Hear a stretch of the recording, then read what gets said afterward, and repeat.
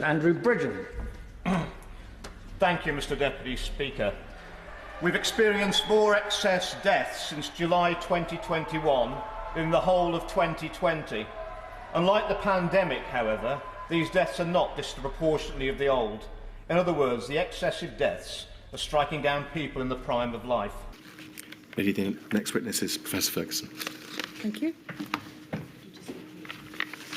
I do solemnly, sincerely and truly, declare and affirm that the evidence I shall give shall be the truth, the whole truth, and nothing but the truth.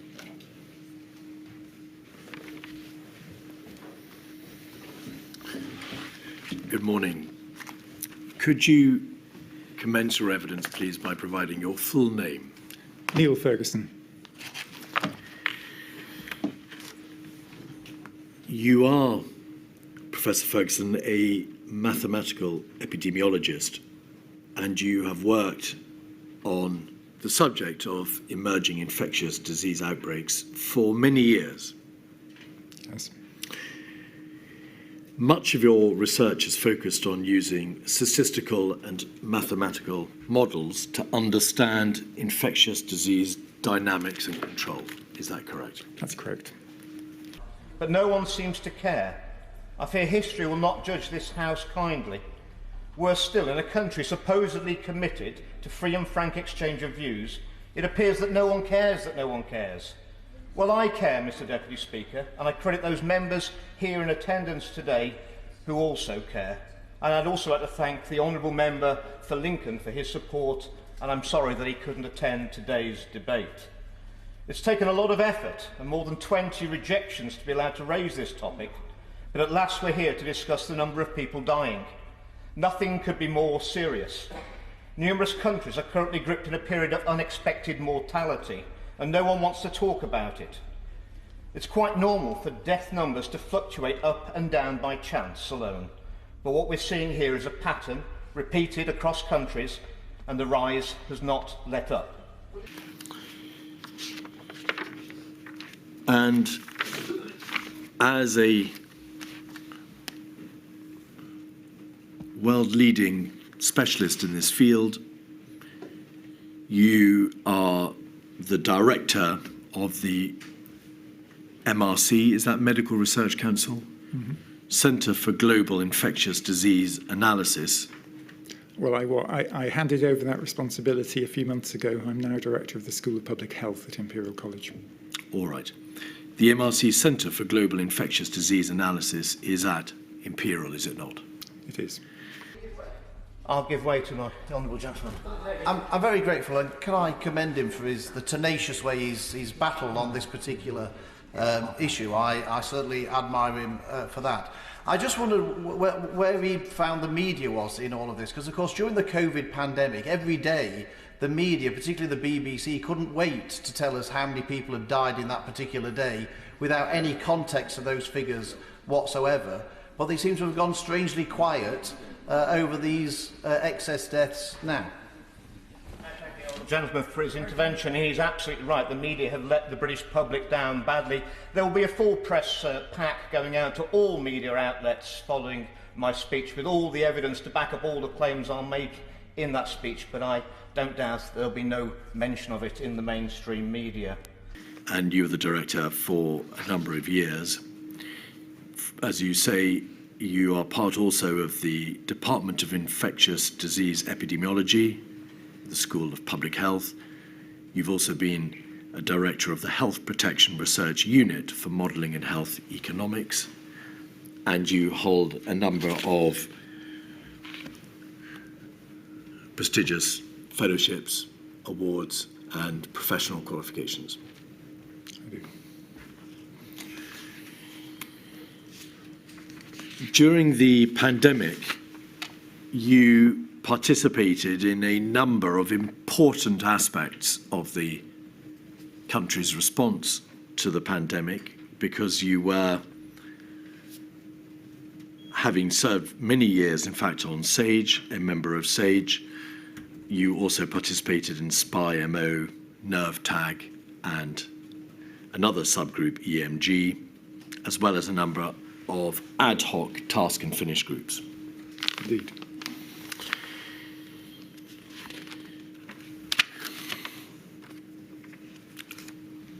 Was your contribution to this country's response to the pandemic offered by way of your personal contribution as Professor Ferguson, or as part of the Imperial College team? I think more in the latter. Clearly, there were some aspects of the former at times. It's very plain from the evidence that over time you contributed very extensively to the body of scientific advice that was provided to the government, and also the Imperial College COVID-19 response team contributed by way of the provision of a multitude of reports and papers and pieces of learning to aid the government in its hour of crisis.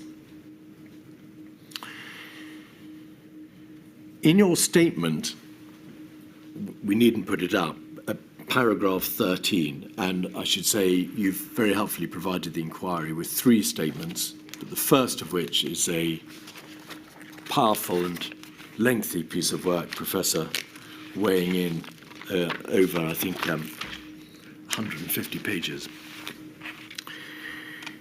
You say this: You might think that a debate about excess deaths is going to be full of numbers.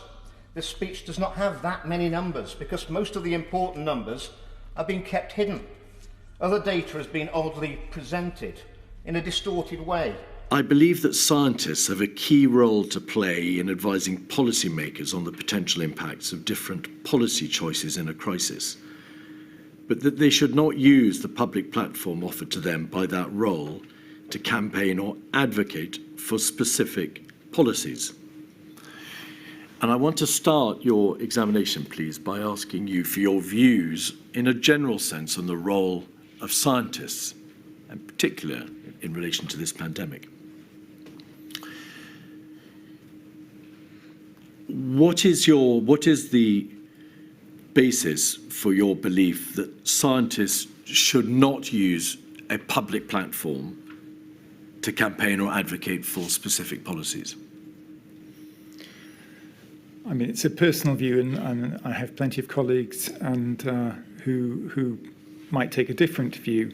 My view is that, I mean, we have expertise to give to inform policy responses, but we are just citizens in society, and for something as consequential as a pandemic, where everybody will be affected by the decisions made, fundamentally it is for kind of policy makers to make those decisions, not for scientists. So I'm quite happy to inform policy, but not certainly in the as a member, for instance, of SAGE or NERVTAG, to advocate for a policy.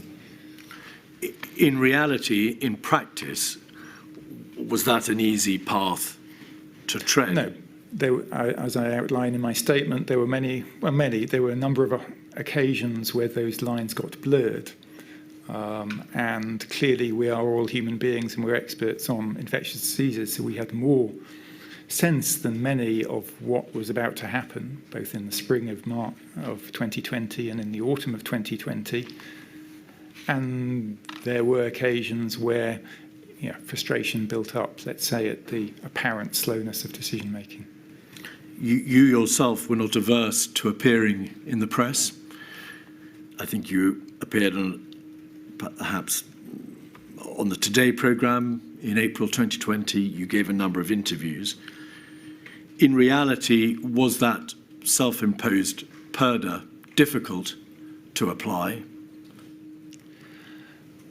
And concerned people seeking to highlight important findings and ask questions have found themselves inexplicably under attack.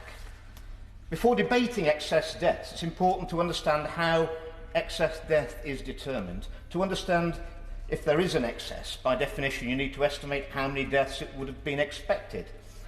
The Organisation of Economic Cooperation and Development used 2015 to 2019 as a baseline, and the Government's Office of Health Disparities and Improvement uses 2015 to 2019 baseline modelled to allow for ageing.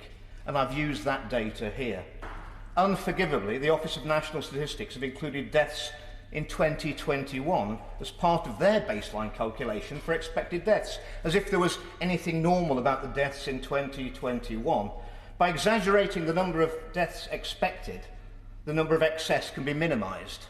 Why would the ONS want to do that? There's just too much that we don't know, and it's not good enough, Mr. Deputy Speaker. The ONS published promptly each week the number of deaths that were registered. I mean, certainly in giving media interviews, for instance, I always try to take the line that it was for scientists to advise on policies and for policymakers to decide upon them. Is the basis of your position in part that you believe that as a scientist it's your role to advise and you have therefore no greater right than anybody else to determine policy? Indeed. We will be coming back to the specific position of SAGE later, and we want your views as to how that system of advisory, scientific advisory, government policy interface can be made to work perhaps better. But in a general sense, do you feel that you did confine yourself to the provision of scientific advice, or did you become, despite your best endeavours, irrevocably involved in the determination of policy? It's a difficult question to answer. I know I'm associated very much with a particular policy, but as you'll be aware from the evidence I've given in my statement and the statement of others, the reality was a lot more complex. I don't think I stepped over that line to say we need to do this now. What I tried to do was, at times, which was stepping outside the scientific advisory role, to try and focus people's minds on what was going to happen and the consequences of current trends. Is it, in your view, possible, realistic, to have those scientists who are providing advice to government not engage in substantive debate about the right policy, the right strategy, and to communicate that view to government? I mean, I think that brings one to something I talk about at some length at the conclusions of my first statement. Namely, I did feel there was a role that if we had been more integrated into the operational response, we could have contributed more, and that has happened in the past. That's a different thing from saying we should be advising or advocating for a policy. It means that if you have more sight of the objectives and constraints under which policy has to be made, you can give more informative advice. The emails which the inquiry has, as you are aware, Professor, show that on a multitude of occasions you express views about the government's policy, whether, for example, there was a distinct lack of urgency, concerns about whether or not it was over-wedded to a mitigation strategy. You told Professor Stephen Riley, your colleague, he says that we, meaning you and others, were currently driving UK preparedness and planning. And while this is commendable, it's not the data point that really matters. There's a total failure to collect, never mind publish, data on deaths that are referred for investigation to the coroner. Why does this matter? A referral means that it can be many months, and given the backlog, many years before a death is formally registered. Needing to investigate the cause of a death is fair enough. Failing to record when the death happened is not. Because of this problem, we actually have no idea how many people actually died in 2021. Even now, the problem is greatest for the younger age groups, where there's a higher proportion of deaths are investigated. This data failure is unacceptable. It must change. There's nothing in a coroner's report that can bring anyone back from the dead. And you express on multiple occasions views about the economic impact of we're going to use the word, Professor, lockdown. That rather suggests that it is impossible for a scientist in your position and the position of your colleagues who are providing this vital line of advice not to become engaged themselves in expressing views on strategy, on policy, bluntly, what the government should be doing. I would distinguish between exchanges with fellow scientists, particularly within the Imperial College team, where there was clearly a diversity of views, and we all had our views, and then how you express oneself in interactions on committees such as SAGE. You expressed yourself in very forthright terms about the economic impact of lockdown. You informed your colleague, Professor Riley, that you'd spoken to, for example, a US Federal Interest Committee about the economic consequences of lockdown. You expressed views about whether or not there was a clear-cut best strategy and whether the government was following it. My point to you is, should one just not recognise the reality, which is that scientists are placed in an impossible position if they are expected to, and they self-impose an obligation, not to express clear views on policy outcomes and strategic options and what should be done? I think there's a better balance that can be struck in that regard than was struck at certain times in the pandemic. I mean, I've read carefully Chris Whitty and Patrick Valance's statement, and they express some of the same concerns as I do of that disconnect. Do I have a perfect model for it? No. Do you believe that in drawing that very difficult balance between providing advice and intruding into policy decision-making, you personally kept to that line? And those deaths should be reported. The youngest age groups are important not only because they should have their whole lives ahead of them. If there is a new cause of excess mortality across the board, it would not be noticed so much in the older cohorts because the extra deaths would be drowned out amongst the expected deaths. However, in the youngest cohorts, that is not the case.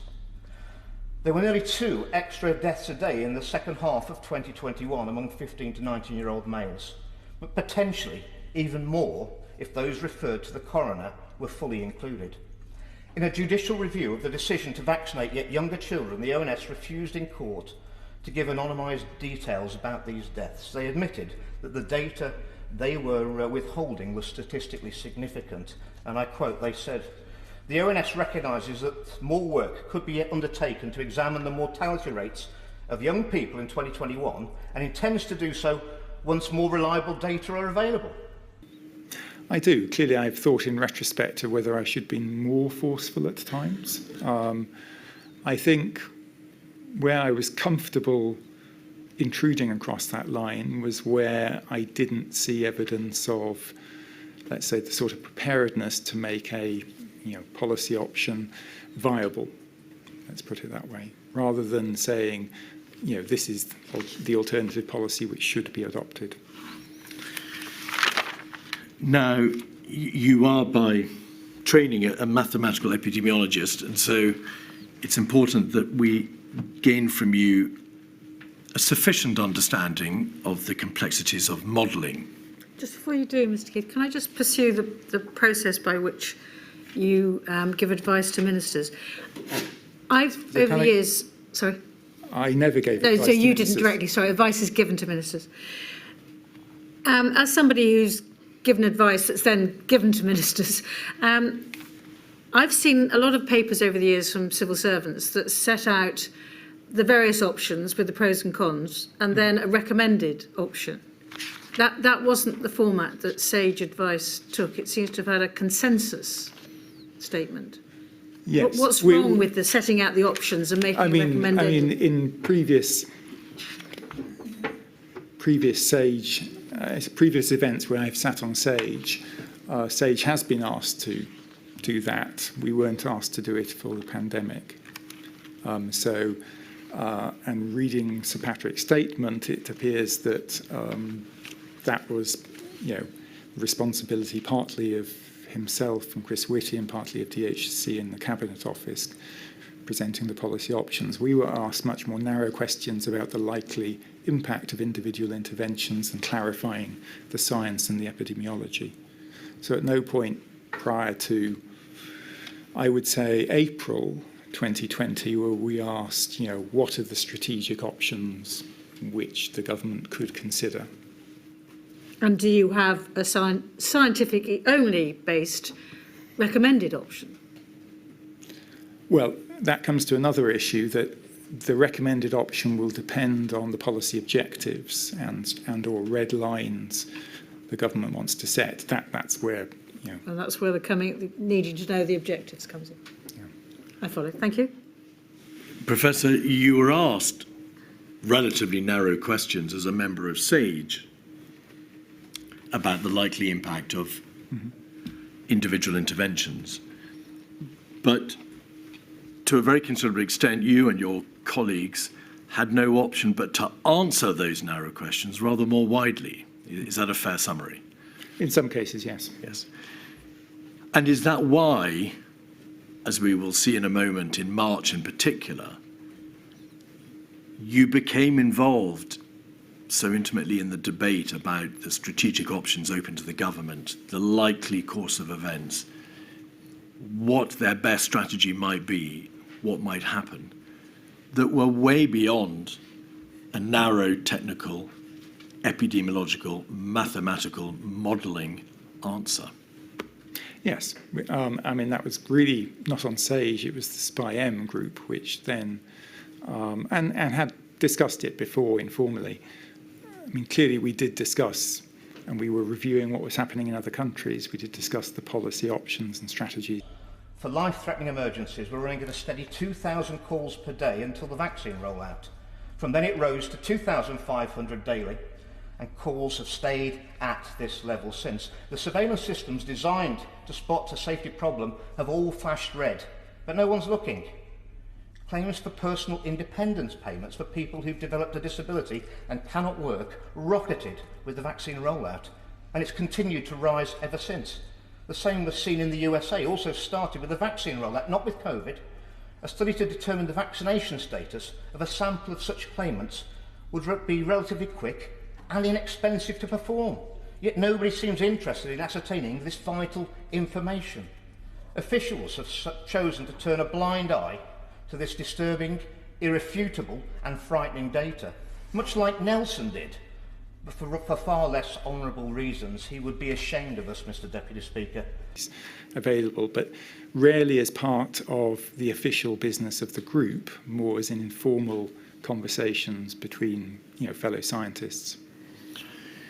And that therefore leads one to this conclusion, does it not, that there is something wrong with the system when the formal requests made of SAGE and, to a lesser extent SPI-MO, are framed in relatively narrow, technical, commissioned questions.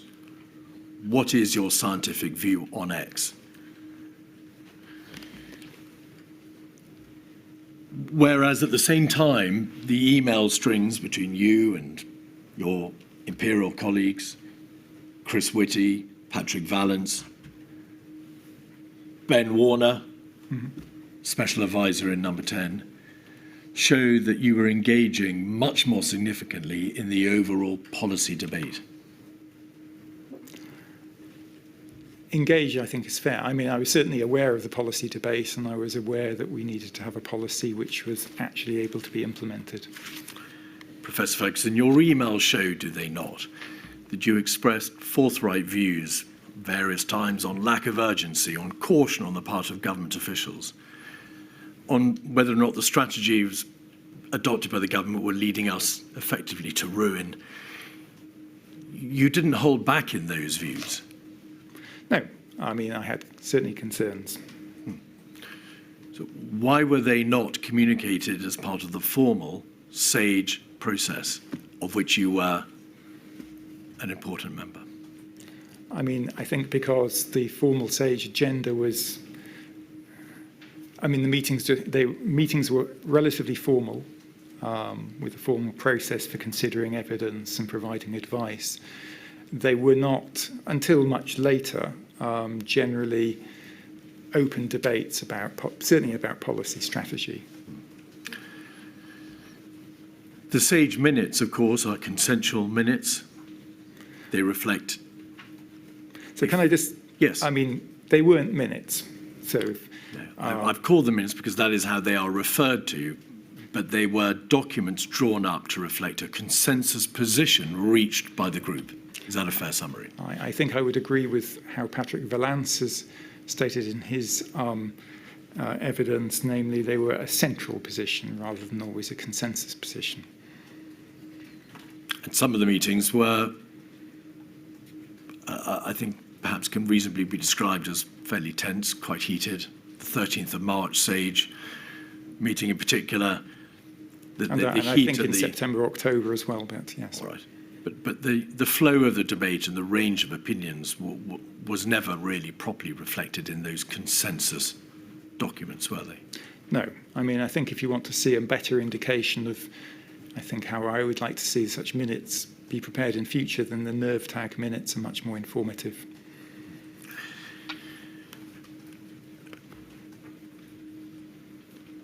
In terms of transparency, in terms of having a good visibility on what advice the government was receiving, was there not a problem here that while SAGE openly debated these vital issues and was, of course, constituted to publicly, by way of publication of its documents, give the government advice, you and your colleagues were prone to emailing around each other and emailing the CMO and the government's chief scientific advisor and number 10 officials and other officials in the working parts of the government, your own rather more candid views. I mean, I tried not to do it very much, but there were times where that felt necessary to do. Can I just correct? I mean, my perception of SAGE is it's a committee convened to advise the government chief scientific advisor, and in this case, the chief medical officer, to allow them to provide the best scientific advice to government. SAGE itself goes through that conduit. Indeed.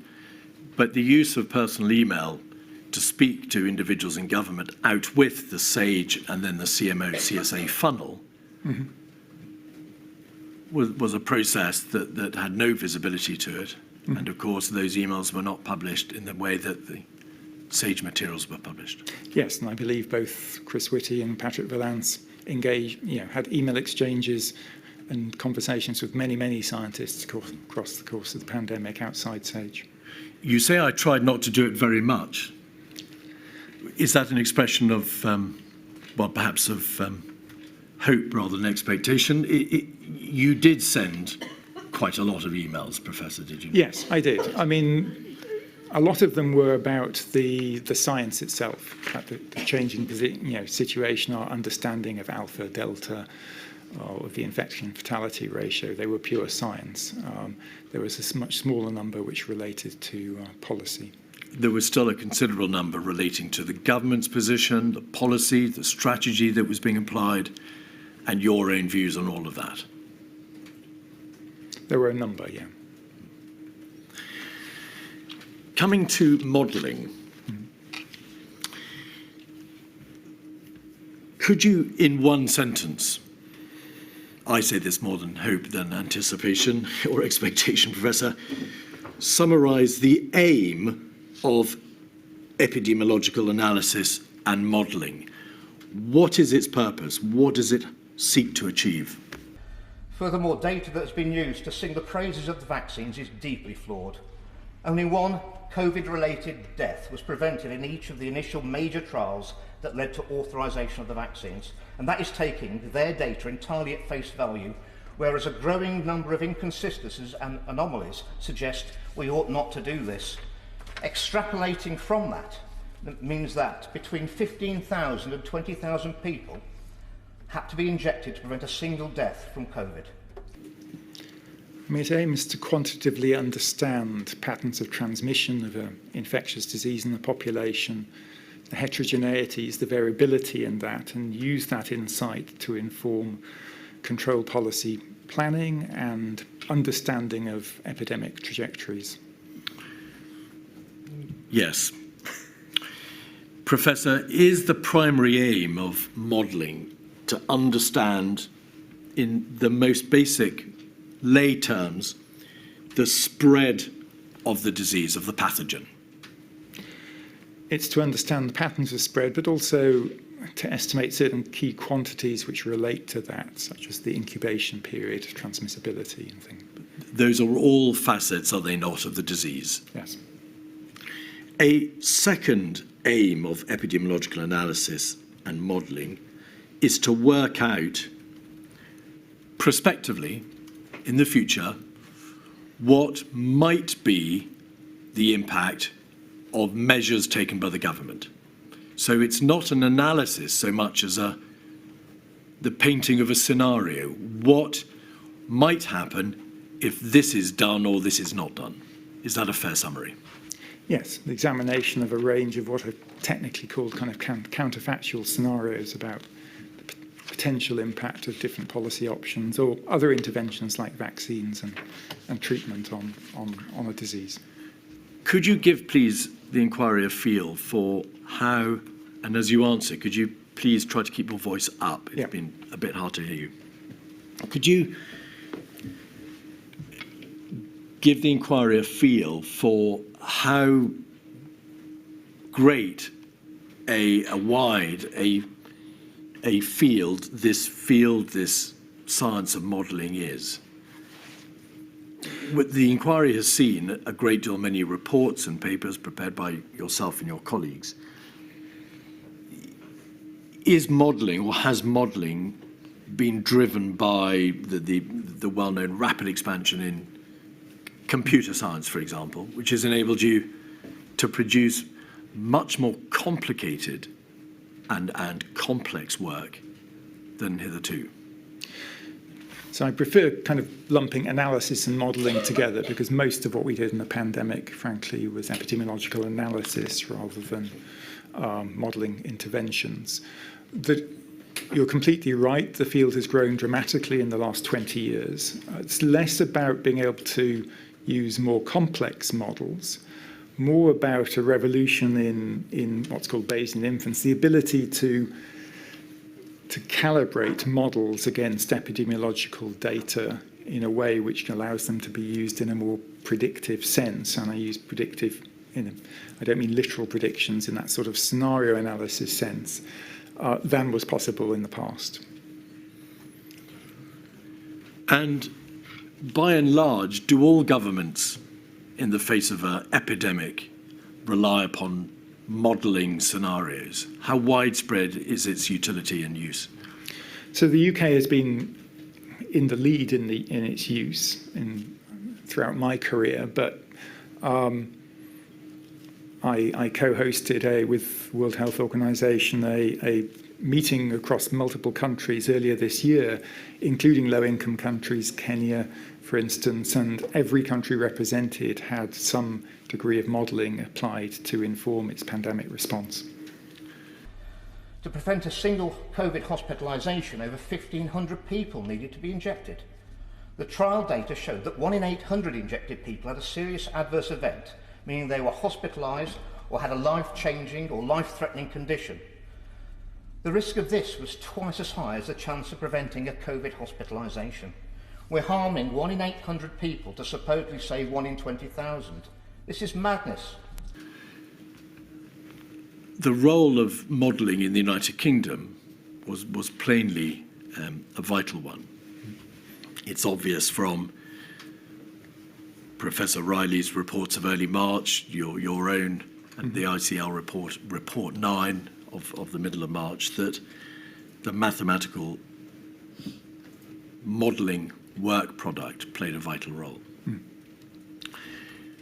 What about Far Eastern Asian countries? So it's well known and common ground, if you like, that South Korea developed a diagnostic test around about the same time as the United Kingdom. They, of course, were aware of the incipient outbreak, as we were. And they, the evidence shows, put into place rapidly a very sophisticated test, trace, contact, isolate, support system to keep control of the virus. Do you know to what extent those governmental choices made in South Korea were determined by mathematical modelling? I think mathematical modelling was one input into it. I think a larger input was their experience of the MERS coronavirus outbreak, which was very disruptive a few years before the pandemic. And that led them to implement legal measures to allow a sort of contact tracing which we never got close to being able to employ. I mean, using tracking individuals' mobile phones, government having real-time access to all banking transactions. So I'm happy to talk about how Korea achieved what they did, but it's not just as, I mean, it wasn't simple kind of boots on the ground contact tracing. The strongest claims have too often been based on modelling carried out on the basis of flawed assumptions. Where observational studies have been carried out, researchers will correct for age and comorbidities to make the vaccines look better. However, Mr. Deputy Speaker, they never correct for socio-economic or ethnic differences that would make the vaccines look worse. This matters. For example, claims of higher mortality in less vaccinated regions in the United States took no account of the fact that this was the case before the vaccines were rolled out. But to what extent, and you may only be able to answer quite generally, to what extent were those practical steps taken by government? And they were practical steps. They were non-pharmaceutical measures, non-pharmaceutical interventional measures. To what extent was the decision to take those steps, to put those measures into place, driven by the conclusions, the demands of epidemiological mathematical modelling? I can't answer specifically for South Korea, but in many places, Hong Kong might be another example, Singapore, where I know more about it, mathematical modelling was certainly an input in terms of projecting likely trajectory of the epidemic and hospital demand. Putting it perhaps unfairly and a little bluntly, Professor, you don't need mathematical modelling if you're a government to know that if the virus spreads to your land and is out of control and cannot be contained, you're going to have a very serious problem indeed. I mean, once you know what the infection fatality ratio and the reproduction number of the virus is, you can get away with, I would say, very simple models, and as you say, maybe for some, intuition to some degree about what the consequences would be. You still need that epidemiological analysis, though. And you mentioned there the need to know the infection fatality ratio. We'll come back to that in a little detail later. But that infection fatality rate, that is to say, the knowledge of the number of people, the ratio of the number of people in the population who will die amongst those who have become infected, was a issue which you, particularly with ICL, were looking at alongside the infection hospitalisation rate throughout the second half of February and the early part of March. Yes. That was a separate work stream, if you like, from the pure epidemiological mathematical modelling. Yes, the two very obviously very tightly linked. And in general terms, again, we'll come back to the detail later, you became aware by mid-February, the 10th of February, in fact, which is when you produced what Imperial College London produced its first report on the infection fatality rate, you became aware of a broad understanding of what the number of deaths amongst those infected could be, even though you were unable for many weeks later to bottom out exactly what it would be. Yes, we had our first estimates at around that time. Indeed, I gave a Today programme interview where I explained the consequences of that. Indeed. So you didn't need epidemiological mathematical modelling in mid-February to know that the number of deaths amongst an infected population was potentially very high indeed. That is why studies that claim to show the vaccines prevented COVID deaths also showed a marked effect in them preventing non-COVID deaths. The prevention of non-COVID deaths is always a statistical illusion, and claims of prevented COVID deaths should not be assumed when that illusion has not been corrected for. And when it is corrected for, the claims of efficacy for the vaccines vanish with it. COVID disproportionately killed people from ethnic minorities and lower socio-economic groups.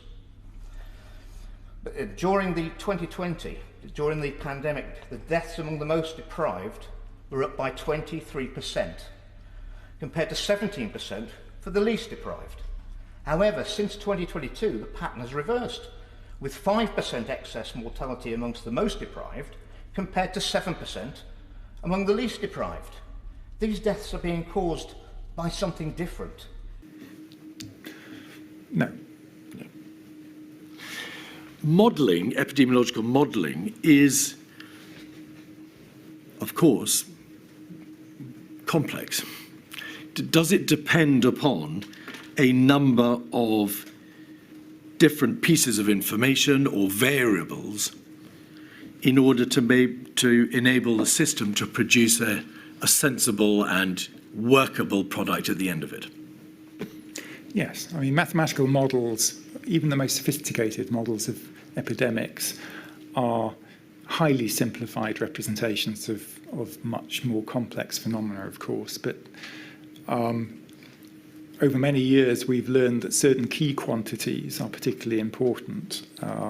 So basic quantities are things like the reproduction number and the infection fatality ratio, but also understanding which subgroups in the population are at most at risk of either infection or severe consequences. By contrast to working out more bluntly and more broadly the number of people who are likely to die amongst an infected population, modelling of how a virus transmits through that population requires information to be understood on how that infection works, so how an infection progresses in a person and how variable it might be, correct? Yes.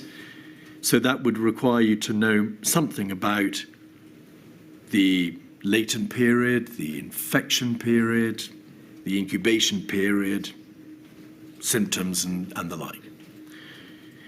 You also need to know quite a lot, don't you, about the consequences of infection, so clinical severity.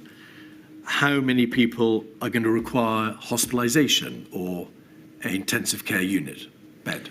Yes, and we worked on all of those things you just listed. You need to know the reproduction rate, how rapidly the virus spreads. You need to know about viral loads, how easy transmission is, whether there are people who super spread. You need to know about the demography, age distribution, health, how it all impacts upon a population. And you need to know something about likely population behaviour. How will people respond to being infected and living in a country that is?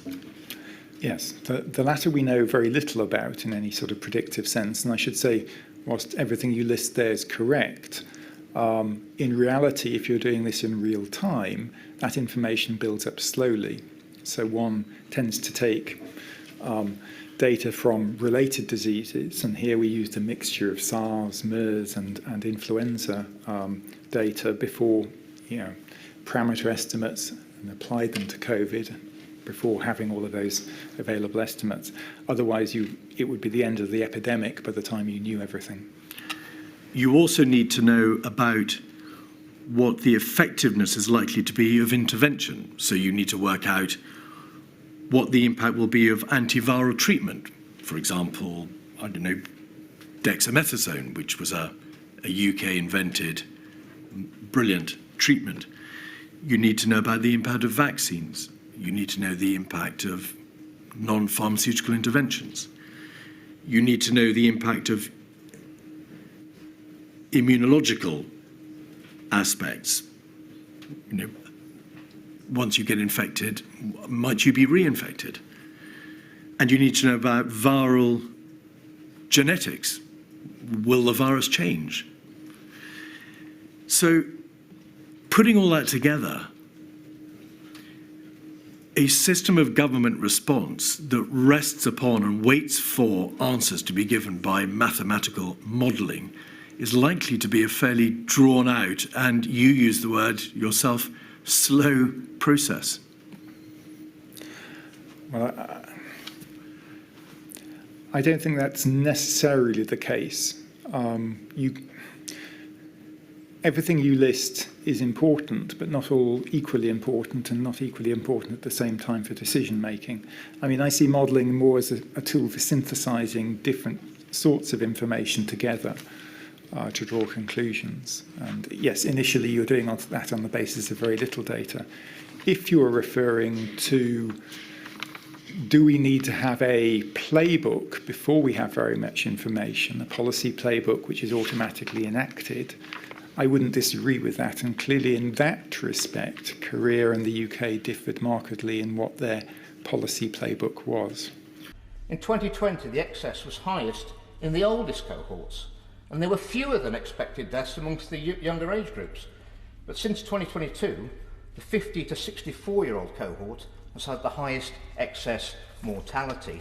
Even the youngest age groups are now seeing substantial excess, with a 9% excess in the under 50s since 2022 compared to 5% now in the over 75 group. Despite London being a younger region, the excess in London is only 3%, whereas it's higher in every more heavily vaccinated region of the UK. The issue of whether the government had a playbook, so a list of strategies or policies that would be automatically introduced if a red line was crossed or if certain trigger events happened, is another debate. I want you please to focus on what you believe was the impact in terms of the government's overall response of waiting for the outcome of such modelling. You are aware that on the 28th of January at SAGE, SPY-M was directed to provide assistance and advice as to how, in general terms, the government could respond to the virus, whether it could control it, what it would do. And the point I want to make to you is, by directing quite a relatively large, or quite a relatively important part of its response upon the outcome of the modelling, we built into this response system a delay because you didn't have the information. You didn't know enough about the virus. You didn't know enough about NPIs, the genetics, the behavioural aspects to be able to produce work, product. And 28th for a while. Yes, 28th of January. But I would also comment, 28th of January, we didn't have an estimate of the infection fatality ratio either. No, indeed not. You didn't start to investigate that or be able to understand the likely parameters of the infection fatality ratio until the 10th of... Well, that's when we were working on it throughout January. But we'll come to that a little later. Do you agree, though, with the proposition that by waiting for the product of mathematical modelling, there was then built into the response system a delay. Not entirely. I mean, I think the more general question was around how long you wait to clarify, have uncertainties around the new threat reduce before making a decision. So it was a broader issue about the certainty with which we could characterise this new threat, which I think played a bigger role. Now, modelling clearly played a part of that, but I don't believe it was the most significant issue. But it's clear, isn't it, that the modelling process had to await a great deal more information, which was information that became gradually apparent through the beginning of February, the rest of February and the beginning of March, to be able to produce the worked up scenarios, the thinking about what the impact would be of the various options the government might have had at its disposal, for example. And it should be noted, Mr Deputy Speaker, that London is famously the least vaccinated region in the UK by some margin. Yes, there was kind of certainly lots of iteration of those scenarios, I would agree. You are aware that a number of other scientists have questioned the reliance upon modelling as part of the government's response. I am. What do you say to what Professor Woolhouse has said, for example, by way of the over-reliance upon modelling and the fact that you don't need modelling, epidemiological modelling, certainly not mathematical modelling, to be able to understand that you have to try to control a virus and put practical measures in place to stop it? I mean, I would agree with that last quote, certainly. I think modelling gives some benefits in terms of understanding the likely absolute magnitude of the impact of different interventions, which in its absence you are rather guessing at. Can we just now debate the scope of the modelling?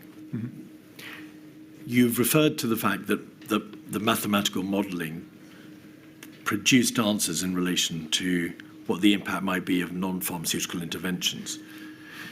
To what degree of detail or specificity could those models go, or did they go? For example, a number of the core participants ask in their Rule 10 questions about the degree to which models focused on the impact of shielding methods, on the impact of non-pharmaceutical interventions on ethnic minorities and on the elderly. Was it a necessary part of the modelling that all these sectors of the population were considered and the impact upon them understood? So to explain, rarely do you actually include in a model the operational details of how a policy is implemented. So typically, if we were modelling, for instance, shielding, then it is modelled as a reduction in contact rates in a certain subsection of the population, for instance, the elderly, by a certain amount, and you might look at how much that varies. How you translate that operationally into policy is really for public health specialists. So we certainly looked at age and shielding. I don't think any of the models up until quite late in the pandemic stratified by any other socio-demographic category other than age. And we can get into why that was, but there were a number of reasons, mostly around data and computational feasibility. But just to put, they're not, in some sense, SimCity simulations of people walking around, and I mean, they're much, much higher level than that. So the answer is, there was a general understanding, of course, of the likely impact of whatever intervention you were modelling upon such sectors.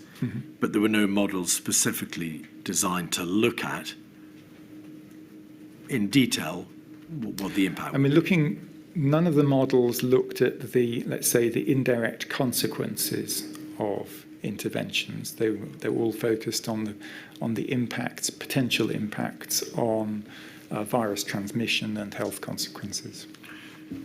And that's because the primary aim, to come back to your earlier evidence of the modelling, is to work out the spread of a virus, its transmission, how it works, how it operates, and the likely impact of whatever measures are taken in a broad sense to combat it.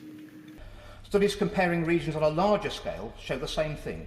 There are studies from the Netherlands, Germany and the whole world, each showing that the highest mortality after vaccination was seen in the most heavily vaccinated regions. So we need to ask, what are people dying of? And that primarily concerns clinical aspects, or how many deaths, how many people are hospitalised. Yes. Is that a fair summary? Yes. Good. Lady, is that a convenient moment? Certainly. I'm sorry we have to break, but I think you were warned you might be here for some time, Professor. So if you'll forgive us, we'll now break for lunch and I shall return at 1 to 2. All rise.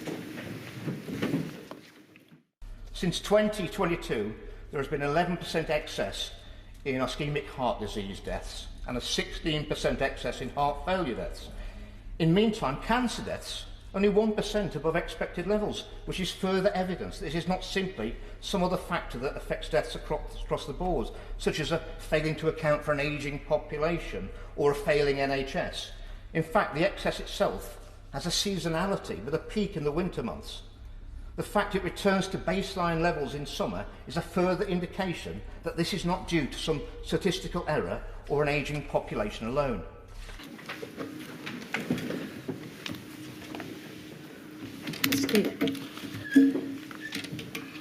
Professor Ferguson, just a few more questions on modelling.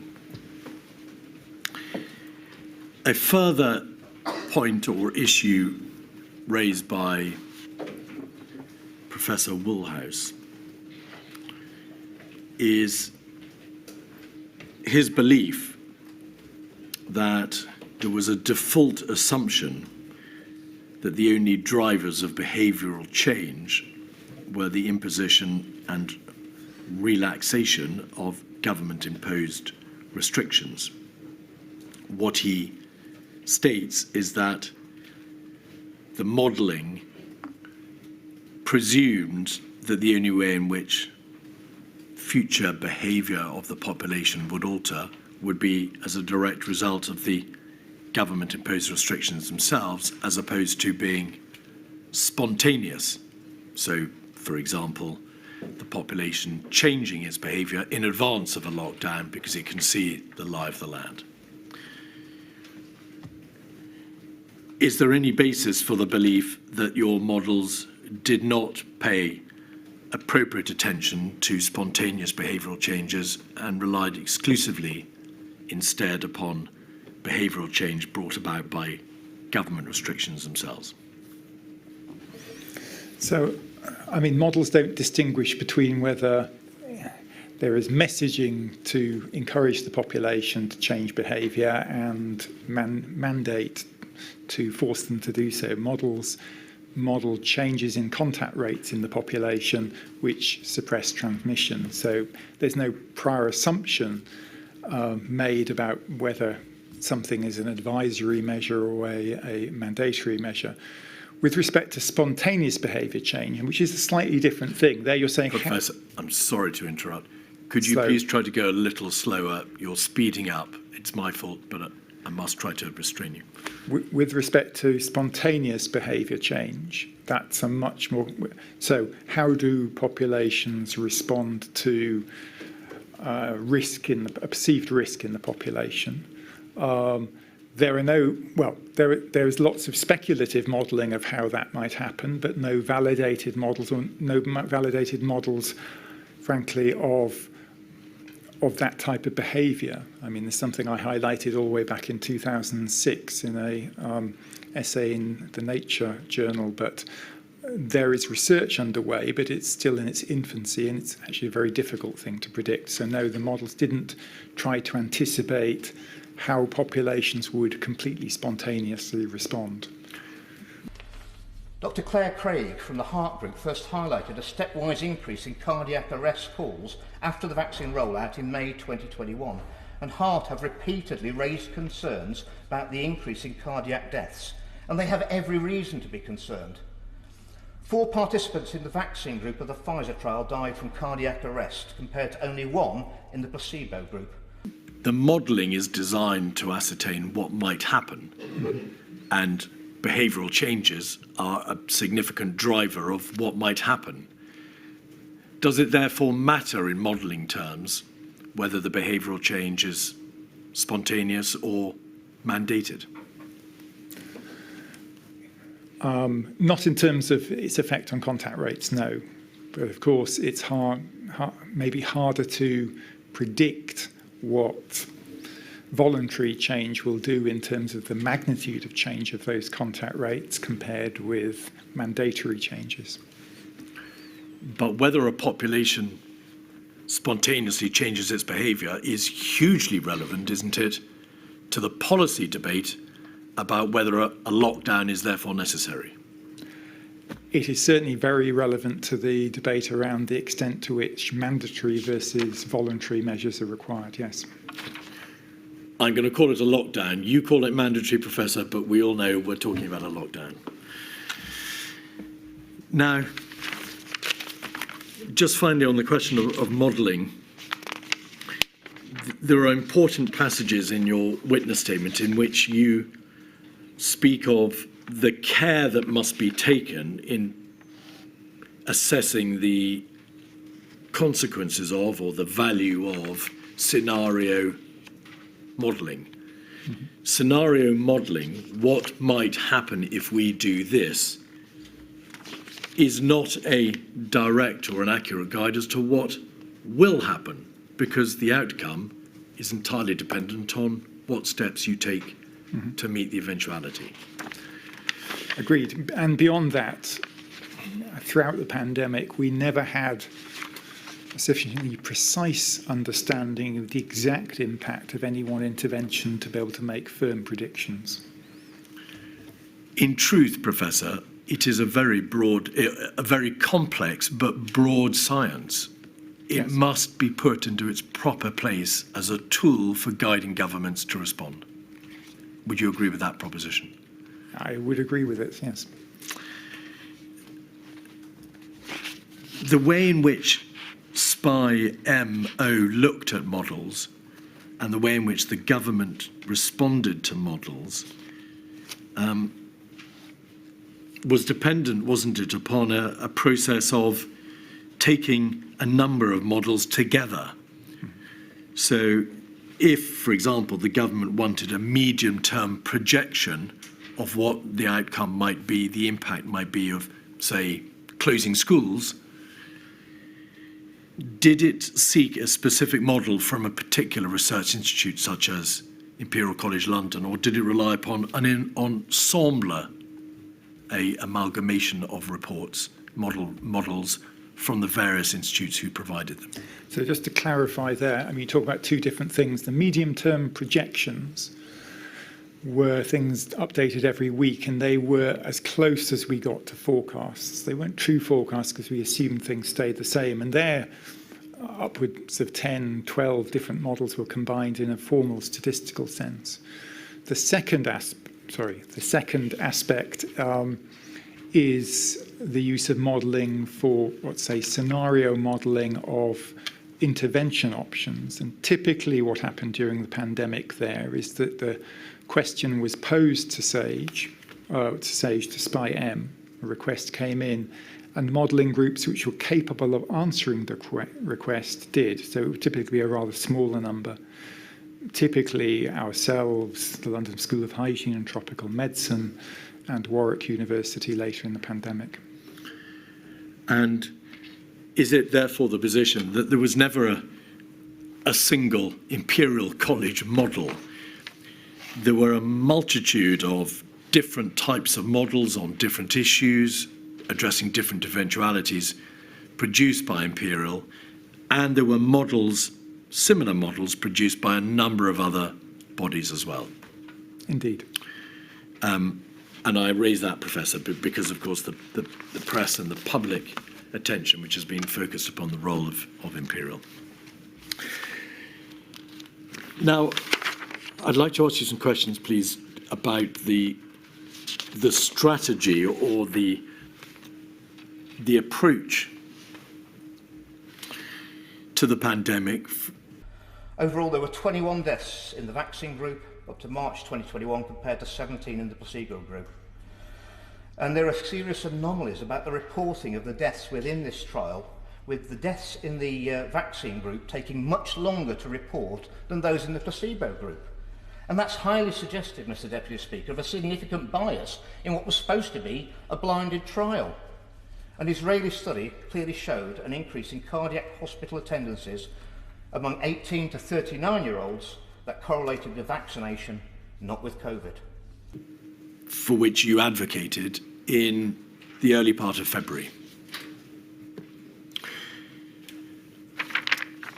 The inquiries heard evidence that the government strategy had, prior to the pandemic, been based on a pandemic influenza strategy, in particular a document from 2011. On account of the focus on influenza pandemics, on the advent of the pandemic, had there been any modelling of long-term, large-scale non-pharmaceutical interventions, such as stay-at-home orders, closure of workplace across the country, quarantining and the like? Or was the modelling in existence relatively limited? So there had been modelling of the use of layered, as they were called, non-pharmaceutical interventions in relation to an influenza pandemic, which included things, for instance, like home working, but none of the modelling considered scenarios where those interventions were being used for the duration that they were used during the COVID pandemic. And so may it be said that the strategic reliance upon a flu pandemic approach had an impact upon the availability of learning about the possible measures that might be deployed to meet a coronavirus? I think one can exaggerate too much the idea that we were following a pandemic flu playbook, certainly on the scientific front. I worked on both SARS and MERS coronavirus extensively. We were quite aware of the biological and potentially epidemiological differences. But I would argue the single most important difference between COVID-19 and something like SARS-1 was that a high proportion of those infected have relatively mild symptoms, some no symptoms at all, which talks to the relative effectiveness of different types of control measures at controlling the community spread of the virus. I've not suggested to you that there was a flu playbook followed scientifically or by Imperial College London, but the point is that on account of the attention paid to that tier 1 risk of a pandemic influenza, very little thought had been given, had it not, to how a policy of containment, for example, that is to say, shutting down the arrival of the virus and the spread of the virus, might work in theory or in practice. I would agree with that. And so in the beginning of February, would you say that there was a general doubt expressed by you and others as to whether or not containment would ever work to deal with the coronavirus that we faced? Because there was very little by way of learning or structure to be able to contain the virus when it became apparent that it was spreading. I think it's more nuanced than that. I mean, so first of all, obviously globally, containment did not work.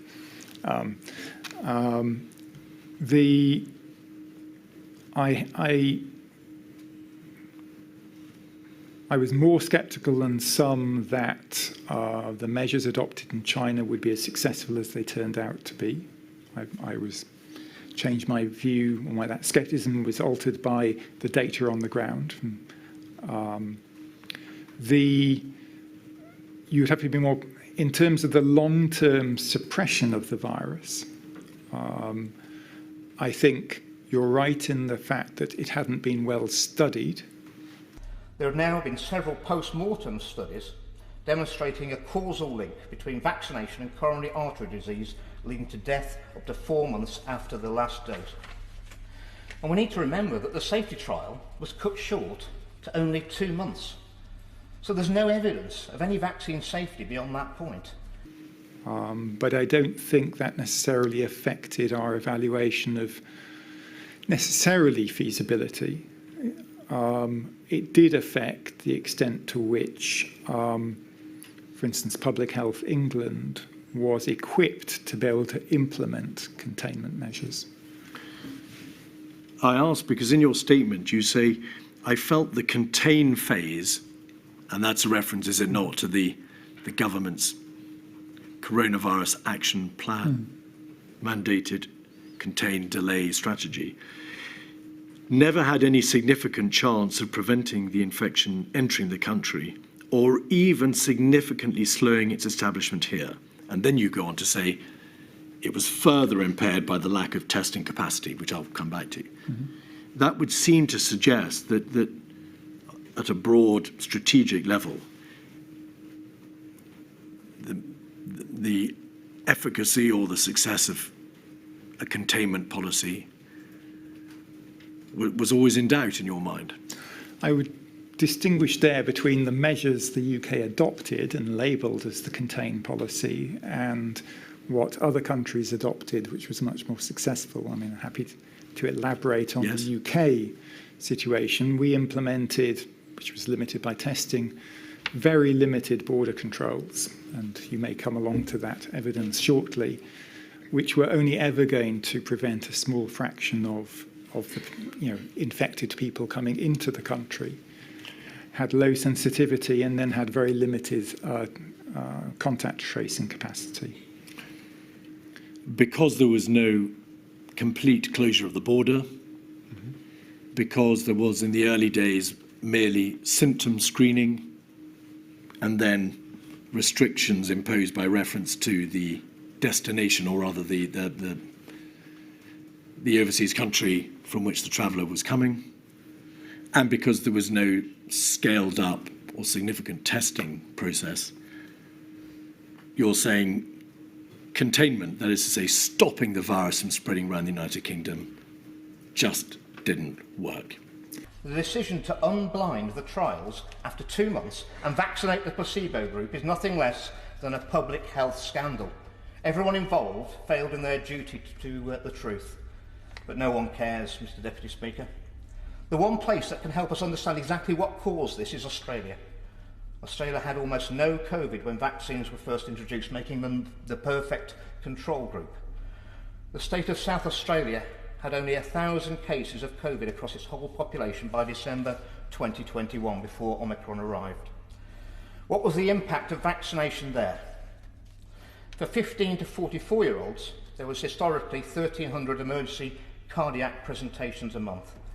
With vaccine rollout in the under 50s, this rocketed to 2,172 cases in November 2021 in this age group alone, a 67% more than usual. Overall, there were 17,900 South Australians who had a cardiac emergency in 2021, compared to only 13,250 in 2018.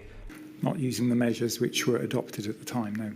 When did it become apparent to you that containment was, to use your words, never going to have a significant chance of preventing infection entering the country or significantly slowing its establishment? I mean, almost as soon as I heard that the measures were, what the measures were and what was being done. Late January? Yes. Why then did you, or perhaps that's unfair, what did you make then of the government's published strategy a month and a bit later on the 3rd of March to have a contain and delay strategy? I was always unsure quite what contain, as described in that strategy, what contain was intended to actually do. I mean, that's why I felt we needed to accelerate planning for other non-pharmaceutical interventions. I would say just in retrospect as well, I mean, there have been a number of studies of this, that community transmission of this virus, COVID in the UK, probably started in late January, and that's been estimated using quite comprehensive genetic analysis. So, to put in context the effectiveness of the strategy. There was a SAGE meeting that you attended, it's the second SAGE on the 28th of January, where there is a reference to, in the consensus document, control measures, ideally infection control in healthcare settings and rapid detection of cases. Why did you not say, I doubt whether any form of containment strategy will work, given the porous nature of the border and the lack of any significant testing capacity? Well, actually, the example you gave of infection control in hospitals and testing was something I did advocate for. I strongly felt we needed to set up sentinel surveillance for the virus within the country. I mean, there was a period in January and February, where it was always being reported publicly that the UK has 20 cases, for instance, all of whom were travellers. Well, that was axiomatically true because we were testing nobody but travellers, and I didn't feel it was informative of what the true situation was. If containment outside the healthcare setting was never likely to work, then why was the government producing a strategy based on containment 5 weeks later? To be honest, I mean, I did not have prior sight of that document, and SAGE was not consulted about it. A 35% increase. It is clearly the vaccine that must be the number one suspect in this, and it cannot be dismissed as just a coincidence. Australian mortality overall has increased from early 2021, and the increase is due to cardiac deaths. These excess deaths are not due to an ageing population because there are fewer deaths in the diseases of old age. These deaths are not an effect of COVID because they've happened in places where COVID has not reached. And they're not due to low statin prescriptions or undertreated hypertension, as Chris Whitty would suggest, because prescriptions did not change, and any effect would have taken many years and been very small. The prime suspect must be something that was introduced to the population as a whole, something novel. The prime hypothesis must be the experimental COVID-19 vaccines. Did you express views around that time, that's to say the end of January, as to the degree, the likelihood of control measures working, or what sort of control measures should be considered? I mean, I might have to be more specific, but yes, I expressed my view of the likely effectiveness of a variety of border measures and what proportion of cases coming into the country might be detected. And there were initial, fairly general discussions about what types of measures might slow spread within the UK. Could we have INQ 000148974, please?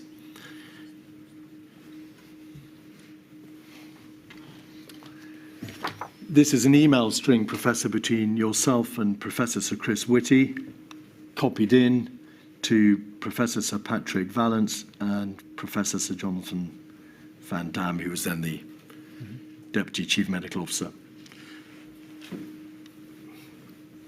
You can see that the top of the page is a forwarding of a lower email and more substantive debate to the persons I've mentioned, and also Professor Edmonds. And in the middle of the page, you can see an email from John Edmonds. But over the page, on page 2, there is an email from you dated the 29th of January, 11:12. Delaying arrival requires either stopping travel from China or very intensive screening and follow-up of travellers. We can provide some crude estimates. If you are more referring to delaying the peak of the pandemic via public health interventions, it's harder to produce predictions. There are two broad classes of such interventions: case-based, such as isolation of cases and contact tracing, and community-level interventions, principally school closure. Professor, in principle, there were, of course, other measures which can be put into place to deal with a spread of a disease with an outbreak of pandemic, not just principally school closure. Why did you not mention the possibility of other, perhaps more stringent, whole society interventions? I mean, because the focus of Chris's email there was on things we could do to delay the peak.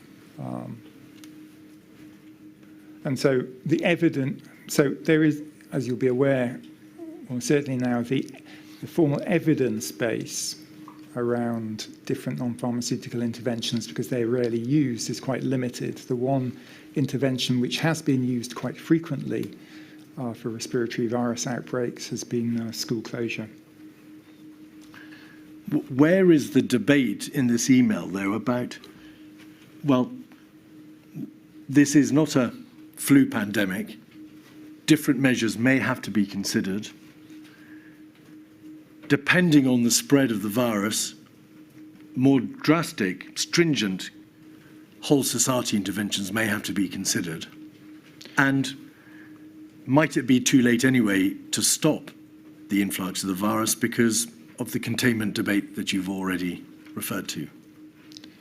So a couple of paragraphs down, you'll see I discuss, how the different epidemiological characteristics of the virus, whether it's SARS-like, which we didn't know at the time, versus more flu-like, i.e. much more mild disease, would influence the effectiveness of the interventions. I was addressing Chris Whitty's, who's Chief Medical Officer, direct question rather than giving my view on potential strategy, I would say. If we could have INQ 47654, this is an email 3 days later, and if we could have page 5, it's between broadly the same participants.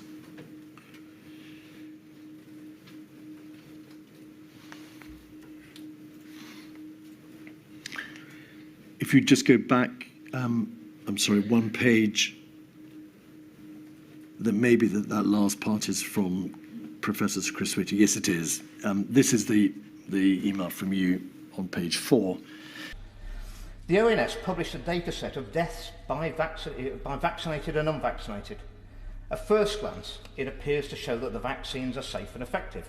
However, there were several huge problems with how they presented that data. One was that for the first 3-week period after injection, the ONS claimed there were only a tiny number of deaths. The number the ONS would normally predict to occur in a single week. Where were the deaths from the usual causes? When this was raised, the ONS claimed that the sickest people did not get vaccinated, and therefore people were taking the vaccination were self-selecting for those least likely to die. Not only is this not the case in the real world, with even hospices heavily vaccinating their residents, but the ONS's own data showed that the proportion of sickest people was equal in the vaccinated and unvaccinated groups. This inevitably raises serious questions about the ONS's data presentation. Dated the 2nd of February. It's quite likely, but not certain, there have been a number of undetected importations into the United Kingdom. Detection rates are not going to be anywhere near 100%. This doesn't mean that we shouldn't take the optimistic view that it is still worth trying to prevent more importations, but it does change the assessment of the likely impact of any new measures and therefore the cost-benefit balance of those measures. What was that reference to cost-benefit balance a reference to? What did you have in mind when you referred to that balance? I mean, in terms of the proportion of our Public Health England resources which should be dedicated to, for instance, targeting travellers versus targeting community surveillance, for instance. So are you saying that if you apply some sort of border restrictions, you've got to consider as a government how effective they are, how irritating they are, what they'll cost travellers and the public, against how effective they will be in stopping the influx of the virus? Yes. It does appear, Professor, there that you are engaging directly in the policy debate as to the imposition of a measure, and therefore straying beyond the mathematical modelling or the epidemiological modelling side of things. I was pointing out that, what turns out to be true, the effectiveness of measures would depend on the epidemiological situation. I don't think they're expressing any value judgment as to what measures should be adopted. At the time of these emails at the beginning of February, was there a general acceptance, Professor, that the virus was unstoppable, that it would inevitably infect the United Kingdom, and that very little could be done to stop it washing through the population? I mean, again, you combined, multiple different concepts there. I think we felt it would be extremely difficult to prevent it entering the UK. You'll find reference in later SAGE minutes to the potential benefits of more draconian border restrictions in terms of the delay which might be attained. I think at that time we were saying relatively little about, certainly nothing specific about the feasibility of stopping spread within the United Kingdom.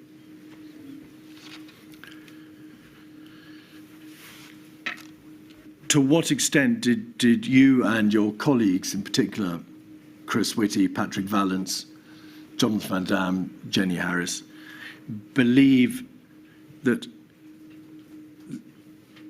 the virus, if it spreads through the United Kingdom, would result in a wave of infections, and that it would be practically very difficult, if not impossible, to stop that wave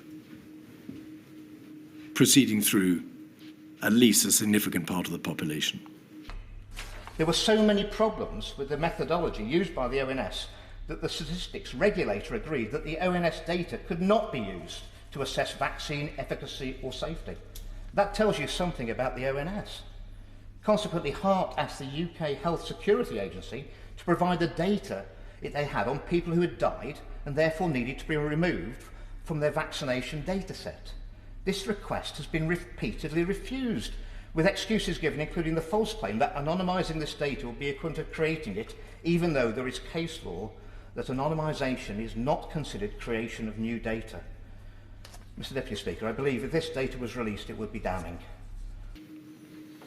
So I think I'm on record. I think I gave an interview even in late January or certainly early February saying that I felt the world was at the beginning of a global pandemic.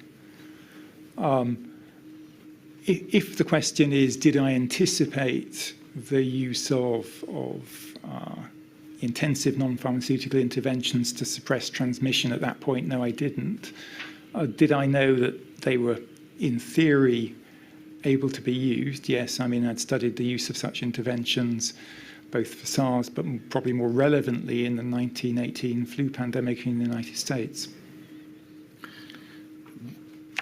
But it was apparent, was it not? You were addressing the risk that the virus would enter the United Kingdom, that it would essentially get out of control, and steps would have to be taken to control it.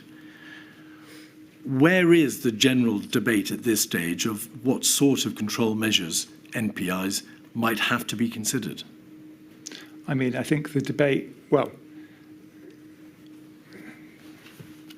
if there was a debate, it was occurring within government. There wasn't a debate in terms of, well, I mean, my perception is it wasn't the role of SAGE to, determine strategy. So there wasn't that debate. You'll see in all of these instances, and you have many instances, I address the questions being asked. But these are private non-SAGE emails where you're not bound by the self-imposed constraints of SAGE. You are discussing control measures. You refer to schools. Why wasn't that debate being held in this alternative forum of your communications with your colleagues? Well, it's more than just a colleague if it involves the Chief Medical Officer and both Deputy Chief Medical Officers. It's a communication between me as an independent scientist and government employees. Professor, were these SAGE-related communications, or were they emails between you, Professor Ferguson, and the CMO, the DCMO, and Professor Edmonds, Jenny Harris, who was, I think, or became another DCMO, but Professor Edmonds was not, of course? I mean, I viewed them as an extension of discussions at SAGE. In your statement, you say that one of the problems that was encountered at this time by yourself and your colleagues was that there appeared to be no systemic consideration of the costs of control measures, or NPIs, against the benefits and what the cost might be of inaction. And you referred, of course, there to cost benefit.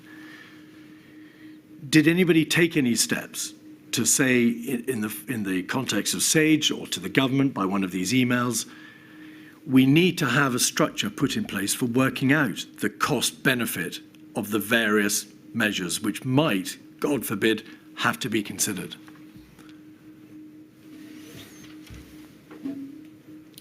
I can't think of an instance of that happening. I mean, there was some discussion of cost benefit, but certainly it was, I think, none of us evaluated properly the cost of inaction, let's say.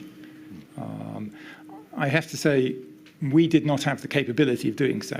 I mean, within the Imperial College Group, that to be able to do that thoroughly would require, a dedicated group. Some claim that so many lives have been saved by mass vaccination that any amount of harm, suffering and death caused by the vaccines is a price worth paying. They're delusional, Mr. Deputy Speaker. The claim of 20 million lives saved is based on now discredited models which assume that COVID waves do not peak without intervention. There have been numerous waves globally that now demonstrate that is not the case, and it was also based on there having been more than 500,000 lives saved in the UK. That's more than the worst case scenario predicted at the beginning of the pandemic. For the claim to have been true, the rate at which COVID killed people would have to have taken off dramatically at the beginning of 2021 in the absence of vaccination. This is ludicrous and it bears no relationship to the truth.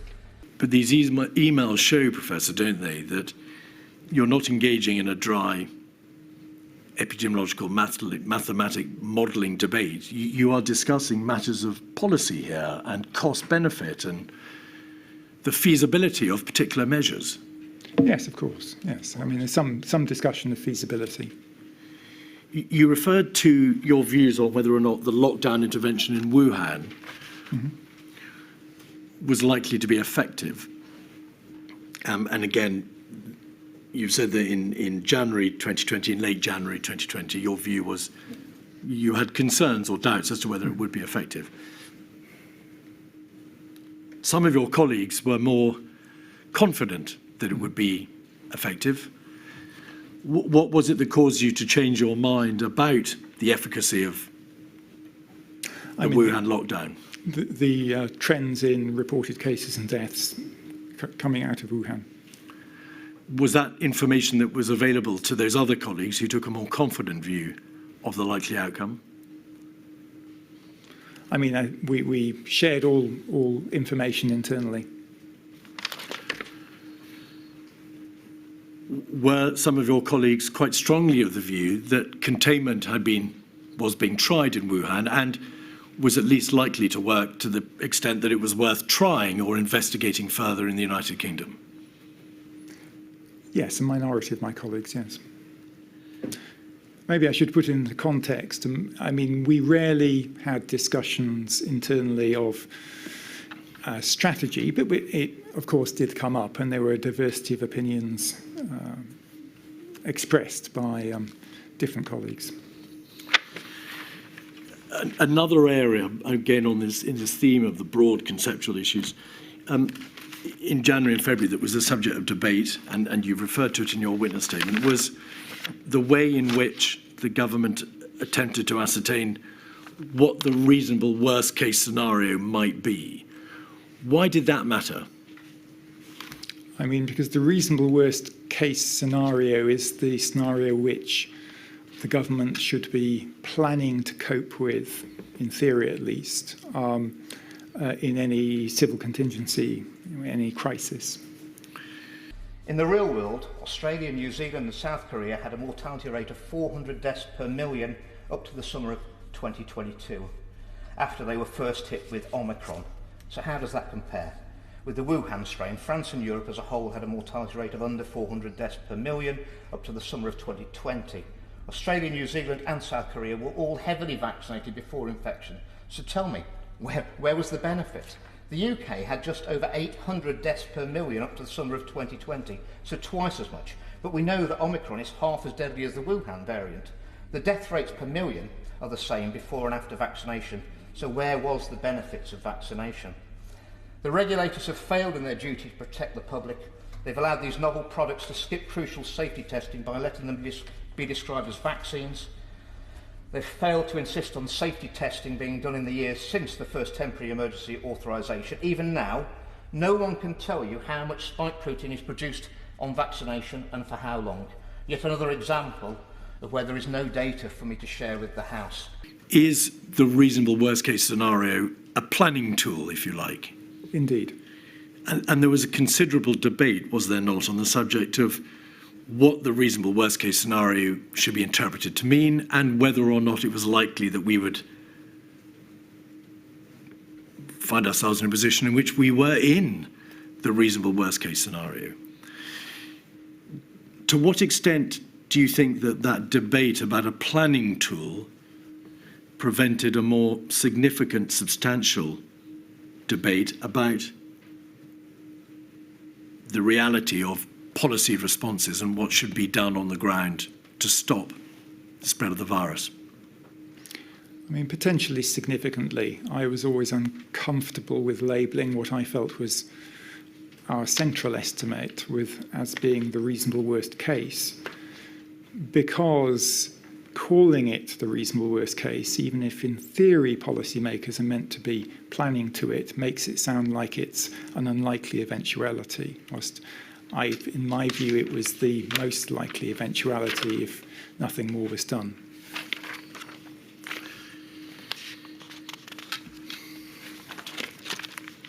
I now want to look at, please, this issue of the infection hospitalisation rate and the infection fatality rate. In your statement, you tell the inquiry that the COVID response team of Imperial College London, or maybe Imperial College London, I don't know whether the response team was already in operation at this time, but in any event, ICL produced 2 reports. They were put on the MRC, the Medical Research Council GIDA website, your website, on the 17th and 22nd of January. Those reports made extremely important points, did they not, about the under-ascertainment of likely cases in Wuhan. And you concluded, didn't you, that the number of real cases was likely to be a multiple of those cases which the press and the government announcements in China had indicated. Why was it so important to get to the bottom of what the reality was of the outbreak in Wuhan? I mean, it was important for 2 reasons. first to understand what stage of an epidemic we potentially were at, how large it had reached, and therefore what was the risk of external export of cases. And secondly, because at the time, it wasn't certain at all whether there was human-to-human transmission going on.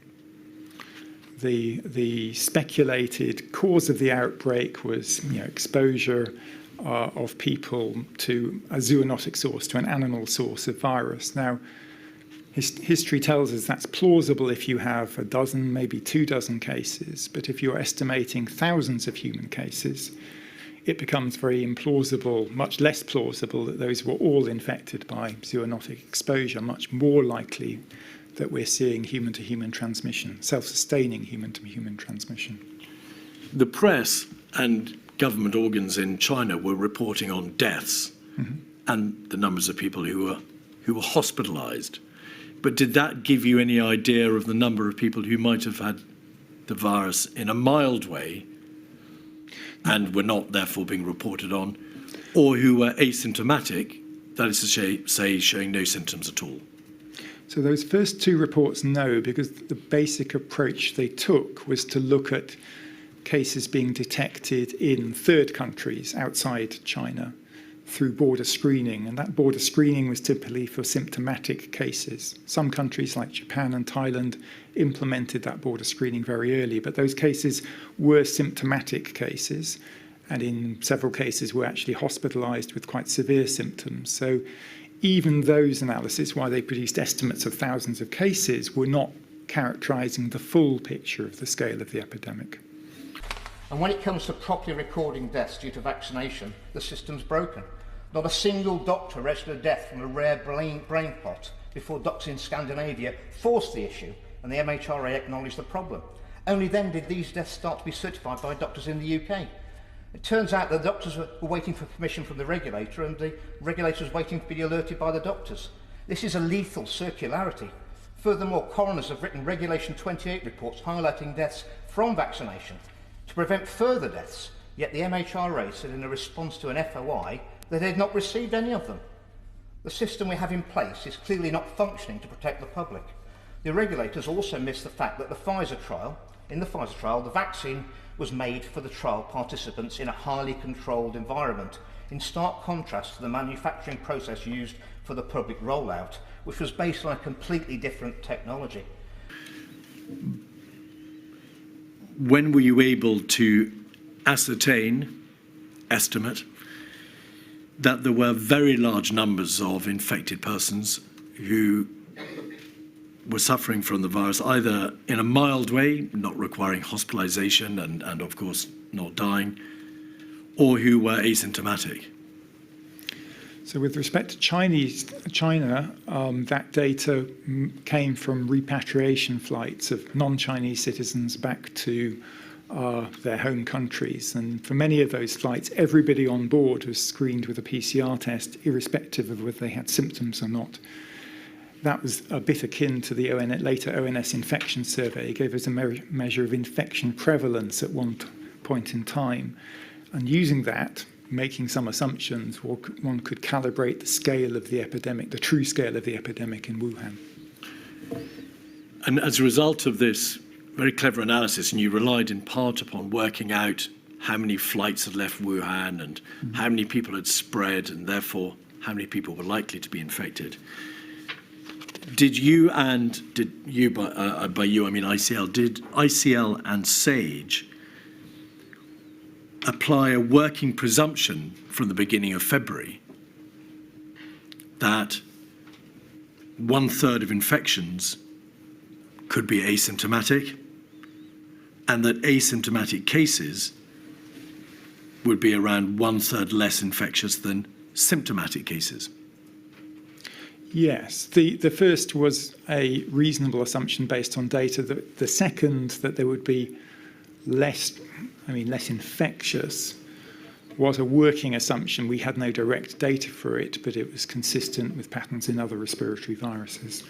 And later research and data throughout the course of 2020, and in fact 2021, showed that your estimates were actually pretty accurate. Yes. Just over 200 participants were given the same product that was given to the public.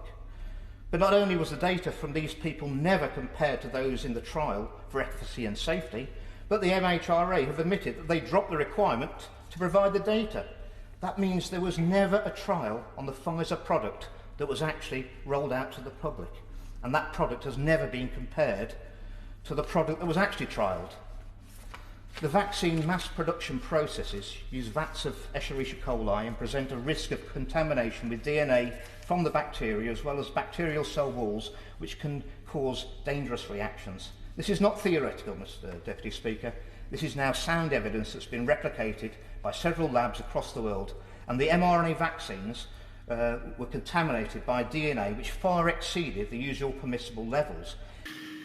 So from early February, it must have been apparent to you and to SAGE that if a large proportion, 35%, 1/3 roughly, of infected persons were asymptomatic, that there was a very great risk that the virus would spread, because if people are asymptomatic, you just can't tell whether they've got it in the absence of testing.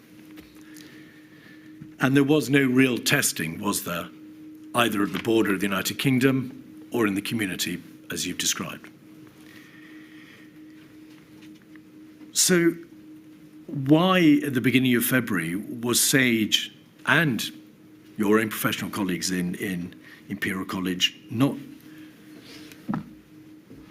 telling the world as clearly as could be done the nature of this virus, the nature of the disease is it is almost certain to reach us and in very large numbers?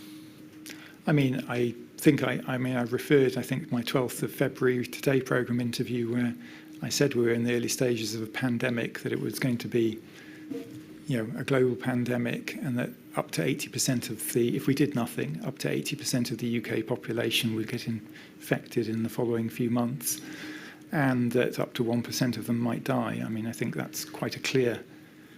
But where is that warning, Professor, in your own private emails to your professional colleagues out with SAGE, and in the SAGE minutes and the SAGE consensus? They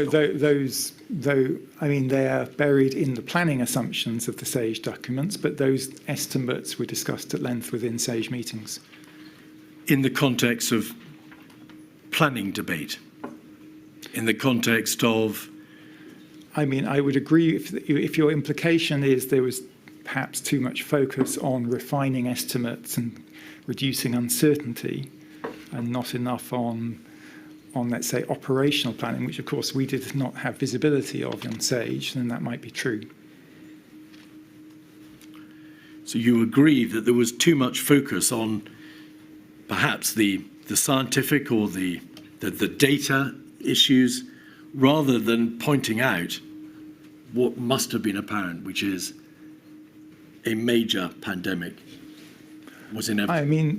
Given that this DNA is enclosed in a lipid nanoparticle delivery system, and it's arguable that even the permissible levels have been far too high, these lipid nanoparticles are known to enter every organ of the body, as well as this potentially causing some of the acute adverse reactions seen. There is a serious risk that this foreign bacterial DNA inserting itself into human DNA. And will anybody investigate? No, they won't. I think that's maybe slightly unfair. I mean, we had already a planning scenario which NHS England, PHE, DHSC were meant to be producing, a policy response to, which was, in my view, fairly catastrophic. I mean, the role of SAGE was to provide scientific evidence into that process, not to come up with policy. But you, Professor, were, as we've seen from these emails, engaging in policy debate. I was engaging in debate about the likely effectiveness of different policy options. Having understood that the virus had a very large percentage, 35%, that was asymptomatic, and that there were in practice there was very little that could be done by way of containment or control, why was it important to then work out the percentage of people who might die or would die from the infection level? Why did that matter? Because with a highly transmissible respiratory virus like COVID, and we were estimating our number of, between 2.5 and 3.5, then some basic epidemic theory would tell you that if that virus spread uncontrolled in the population, then over the first 6 months or so, you would get a very high proportion of the population infected. Not everybody, but somewhere between 60 and 80%. And therefore, knowing what proportion of that very large number of people were at risk of dying from the virus was critical to evaluating the public health impact, and also, by implication, what the level of proportionate response should be for the government. I'll give way on that point. Conscious that time is tight, I recognise that the Honourable Gentleman is making a very, very powerful case. Does he agree with me that the government should be looking at this properly and should commission a review into the excess deaths, partly so that we can reassure our constituents that the case he's making is not in fact valid and that the vaccines have no cause behind these excess deaths? And presumably you would also say, under that heading of the public health impact, what the figures were for the number of persons who might be hospitalised. Yes, and that took somewhat longer to develop. When did ICL first estimate the likely infection fatality rate for this virus, an estimate that turned out, in fact, to be extremely accurate? The first estimate, which wasn't stratified by age, though we did know about the age distribution of deaths, was 12th of February. That was highly uncertain. And then we had a much more refined estimate by, I would say, the first week in March. Why was it necessary, or why did, in fact, we can see from the dates, 4 to 5 weeks elapse before that vital figure, how many people would die, could be bottomed out, could be certified as being this is our final position and this is the figure we can rely upon? There was a hesitancy by SAGE to rely on any single piece of evidence, and particularly coming from a single group, and therefore there was a desire to have it confirmed by other sources, which is what the London School of Hygiene and Tropical Medicine did to a degree in terms of the analysis of the Diamond Princess data. And then there was a desire to then translate that infection fatality ratio estimate into estimates of the impact on the health service. If you're asking why did it take so long, I was somewhat frustrated as well. I thank the Honourable Gentleman for his support on this topic, and of course that is what exactly any responsible government should do. I wrote to the Prime Minister on the 7th of August 2023 with all the evidence of this, but sadly, Mr Deputy Speaker, I still await a response. What will it take to stop these products? Their complete failure to stop infection was not enough, and we all know plenty of vaccinated people who've caught and spread COVID. The mutation of the virus to a weaker variant, Omicron, that wasn't enough. The increasing evidence of the serious harms to those of us that were vaccinated, that's not enough. And now the cardiac deaths and the deaths of young people is apparently not enough either. The figure, the IFR figure, was the single most important figure in terms of working out how many people would be likely to die. Probably matched by the IHR figure, working out how many people would require to be hospitalised. Was there any basis for challenging Imperial College and its estimates on the basis of your professional provenance? No, but there was challenge on the basis that we were basing it on very limited data scraped from Chinese websites at the time, and a limited number of data points on what the infection prevalence was. And so, SAGE grades, in some sense, evidence and estimates, and it was viewed as being uncertain. I found that personally somewhat frustrating, but then I was partly responsible for generating the estimate. But if you look at the minute, as you say, it took several weeks for SAGE and SPI-M to accept the estimate. You were personally frustrated. Yes. You were frustrated because this was vital information which went directly to the government's ability to respond and to decide what that response might consist of. Yes, and so I was pleased when it was finally accepted as a reasonable worst-case scenario, but as you're aware, that took some weeks longer. It was only, in fact, at the beginning of March that your figures for infection fatality rate, a value of around about 1%, were accepted for use as an NHS planning assumption. I think it was formally accepted on the 26th of February. But there then had to be a meeting, which there was on the 1st of March, to discuss the accuracy.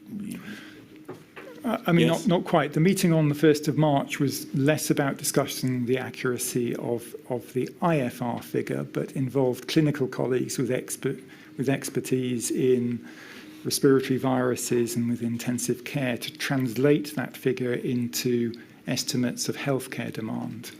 So proportion of people being hospitalised, the proportion needing intensive care unit, the estimate of how many days they would be in each of those settings. And broadly speaking, who attended that 1st of March meeting, which debated the likely We infection? hosted it in my office. Who attended it? It was attended by Peter Horby, I think maybe remotely, John Edmonds, Stephen Powis, I think, dialed into it, some NHS planners. I mean, I've provided the full list. I don't have it immediately to hand. And around about the same time, these figures for the infection fatality rate and the infection hospitalisation rate were put before SAGE, were they not? Yes. So they were debated, in fact, on the SAGE meeting of the 27th of February. SAGE was attended, of course, by not just the academic groups, but by representatives of the government, of the NHS, Public Health England, and so on and so forth.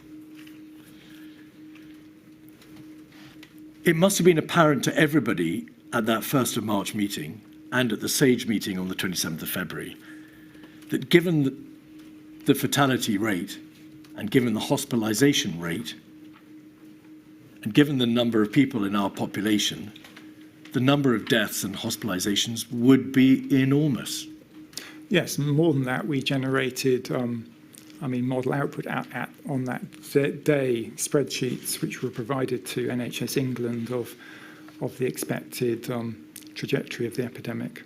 I should say those estimates of hospital demand were refined considerably over the following 2 weeks because the original estimates were basically based on best clinical judgment rather than data, and they didn't change qualitatively, but they did change quantitatively in that time. It's high time these experimental vaccines were suspended and a full investigation into the harms they've caused initiated. History will be a harsh judge if we don't start using evidence-based medicine. We need to return to basic science, basic ethics immediately, which means listening to all voices and investigating all concerns. In conclusion, Mr. Deputy Speaker, the experimental COVID-19 vaccines are not safe and they're not effective, despite there only being limited interest in the chamber from colleagues. And I'm very grateful for those who have attended. We can see from the public gallery there is considerable public interest. I would implore all members of the House, present and those not, to support calls for a 3-hour debate on this important issue. And Mr. Deputy Speaker, this might be the first debate on excess deaths in our Parliament. Indeed, it might be the first debate on excess deaths in the world. But very sadly, I promise you, it won't be the last. Thank you, Mr. Deputy Speaker. Can I start by congratulating the Honourable Member for North West Leicestershire for securing this important debate. I do only have 5 minutes of the 30-minute debate to respond, so I will try and cover all the points if I can. Some of the greatest brains in the land, Professor, the world experts on epidemiology, virology, pandemic response, were debating these figures. They weren't going to go down by a multiple of 2 or 3, were they, thereafter? They weren't going to go down to 1% or 0.1%, you had correctly identified broadly the levels of death and hospitalisation that would inevitably ensue. I mean, as I say, in a qualitative sense, I would agree. I mean, they did adjust by about twofold in terms of hospital demand, but that wasn't a qualitatively important amount. So, as at the end of February, the beginning of March, why was no one at that meeting saying, or at SAGE, well, hold on, with these sorts of figures for deaths and hospitalisation, it is plain as a pikestaff, our system is going to be rapidly overwhelmed?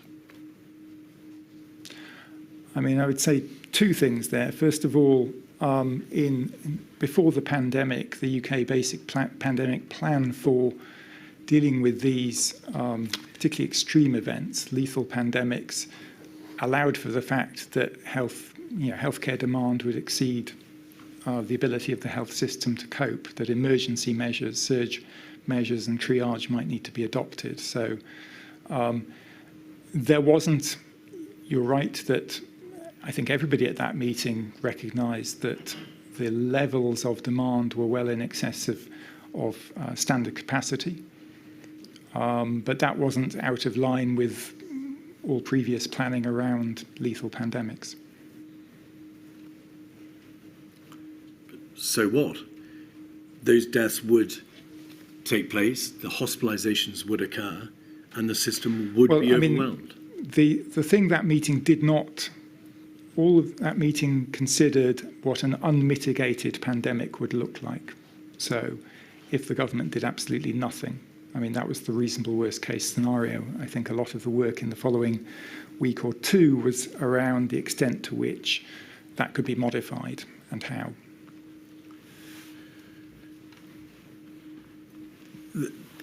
These were self-evidently matters of life and death. Mm-hmm. The government did not start contemplating the possibility of the top control measure, lockdown, mandatory NPIs, until around about the 13th, we'll put it in a broad way, the 13th to the 16th of March. I wasn't actually aware of what the government were considering or wasn't considering at the time. I mean, in terms of what was going on within COBRA, I had no visibility of COBRA. But you had hitherto not been averse to emailing your thoughts on policy matters to the CMO, the GCSA, Professor Evans. I mean, the CMO and GCSA, there was a complete Chinese wall between SAGE and COBRA. So it was not as if SAGE meeting started with a readout from COBRA about what the government were thinking and planning to do. We had almost no visibility of that. In terms of operational planning, it wasn't clear, for instance, that exceeding healthcare demand, NHS capacity, was an absolute red line, really until, I would argue, the 14th of March. In terms of what we had been communicated to us as independent members of SAGE. But that elapse of time from the end of February to the 14th of March is a passage of time which plainly can't be got back. Mm-hmm. But it was plainly not desirable. It was not inevitable. You describe in your statement your regret at the fact that it took 5 weeks to get these figures bottomed out. And then there's another 2-week gap or delay before practical measures are started to be contemplated. How can that possibly have happened? I mean, I think I may put it in my recommendations for learning lessons for the future. The artificial divide between scientific advice and then operational planning and response was a hindrance. We had very little visibility of what was going on in terms of preparedness within government. I would occasionally, at the margins of SAGE meetings, hear a little, but nothing in definitive. I think even more so, was the lack of visibility of what government red lines were. What were the absolute constraints that policies had to adhere to? Red lines is one way of putting it. Objectives would be nice as well. Can I start by acknowledging that he is correct? We have seen an increase in excess deaths in the last year. However, his analysis is something I will disagree with, because the causes that he refers to are simply do not bear to the statistics that we have. There have been a combination of factors contributing to the increase in excess deaths, including in the last year high flu prevalence, the ongoing challenges of COVID-19. We had the strep A outbreak, and conditions such as heart disease, which he touched on, diabetes and cancer, because we had virtually a lockdown of routine health services over a 2-year period. Many of those are now coming forward with increased morbidity and mortality as a result of that.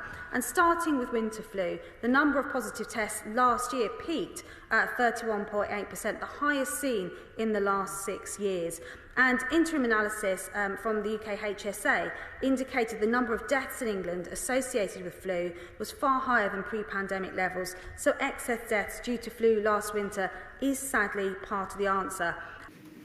Why, as an expert professor in mathematical modelling and epidemiology, why, if you'll allow me to say so, as a plainly highly intelligent human being, why, as a human being, do you need to wait for the government to tell you what its red lines are before you raise the alarm in the greatest way you possibly can? Depends what do you mean by raise it? I think I was clear in communicating the magnitude of the threat in public pronouncements and private pronouncements, but maybe you elaborate. At the 5th of March the 5th of March meeting of SAGE, at which you were a participant, there was a debate about whether there were scientific grounds to move away from containment efforts in the United Kingdom. There was a debate about large gatherings. SAGE concluded there was no evidence to suggest that banning large gatherings would reduce transmission. There was a debate about what the figures were, the IFR, the IHR, the CFR. But there doesn't appear to be the clearest of messages to the government saying our figures now show that the number of deaths and hospitalisations are so massive that the NHS and the healthcare system will be overrun. That was about the same. It is not minuted, you're completely right, but that was about the time where both John Edmonds and myself got concerned about the slight air of unreality of some of the discussions and did start talking in the margins to members, well, let's say government attendees that saying, do you know what this is going to be like? So are you saying there was this debate, but it wasn't minuted? In which case, my next question would be, how, Professor, could something of such import not be minuted? I am not the person to ask.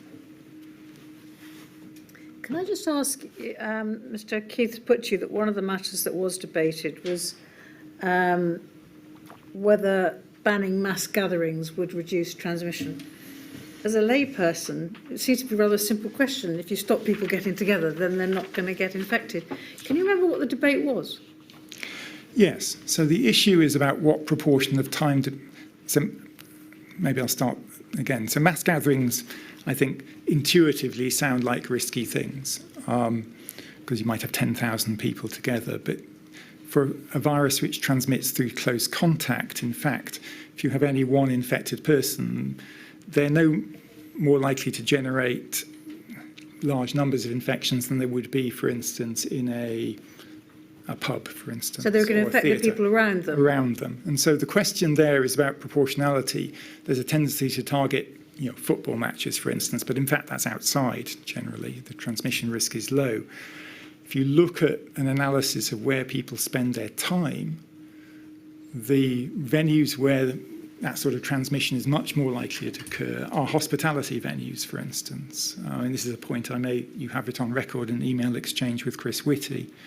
So in assessing the generic, in some sense, a busy pub has 100 people in it. It is a mass gathering, indoor mass gathering, people very close together for many hours.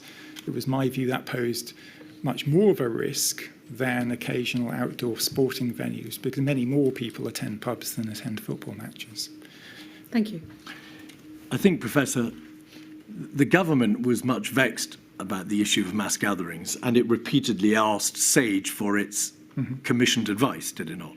Yes. And so this issue was was discussed by SAGE twice in late February, and then again, as I've said, on the 5th of March. On the 27th of February, you said this: I now believe it is more than 95% certain that transmission is already established here. So from that perspective, holding the Six Nations matches will make no difference. Is that because... So it's in the context that the major concern was around people, travelling between different countries. And also, to put it into context, 250,000 people fly into the UK every day. So it is a matter of degree rather than... There are lots of public health measures which will have a small impact. And the tendency is to say, well, we should do everything. But in reality, you want to target the measures which are going to be effective.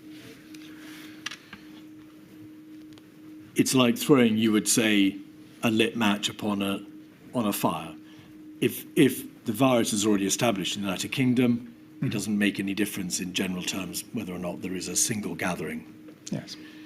But what about, and this is, I think, what lay behind, perhaps, if I might suggest, my lady's question, what about the precautionary principle? You, around about that time, made the very valid point that on a precautionary basis, closing schools would be justified, because even if you couldn't show a direct epidemiological link to a reduction in spread and a break in the chain of transmission, it looks good, it looks right, it shows you're serious about trying to stop the transmission. Wouldn't that approach apply equally to mass gatherings? Not to the same degree. It's not to say there would be no impact of it, but our best estimates of the impact would be it would be much lower than, for instance, closing schools. Well, that's a relative answer, isn't it? I'm asking you in absolute terms, why wasn't the precautionary principle applied to this same issue of mass gatherings as it was to the closing of schools? I would say that the question we were asked was what the likely effectiveness of the measure would be. So if you're answering about effectiveness, I've given you an answer that on its own, as part of a suite of measures, of course, these things add up, but on its own, as a single measure, it would have a very small impact on the trajectory of the pandemic. And he touched on the independent body of the ONS. Well, their figures show that the leading cause of death in England is still dementia, which accounts for about 10% of all deaths. But they do also look at the cause of excess deaths. And if you look at the figures as of June this year, the top 3 causes of excess deaths are respiratory illnesses, dementia and ischemic heart disease, which is often caused by an increase in cholesterol, smoking, not having a blood pressure check. So there's a number of reasons, and they are often chronic conditions that people have had for years, decades in fact, some people, and are not acute illnesses. Now, just to touch on some of the points that he has made in his points in the 3 minutes I have left to respond.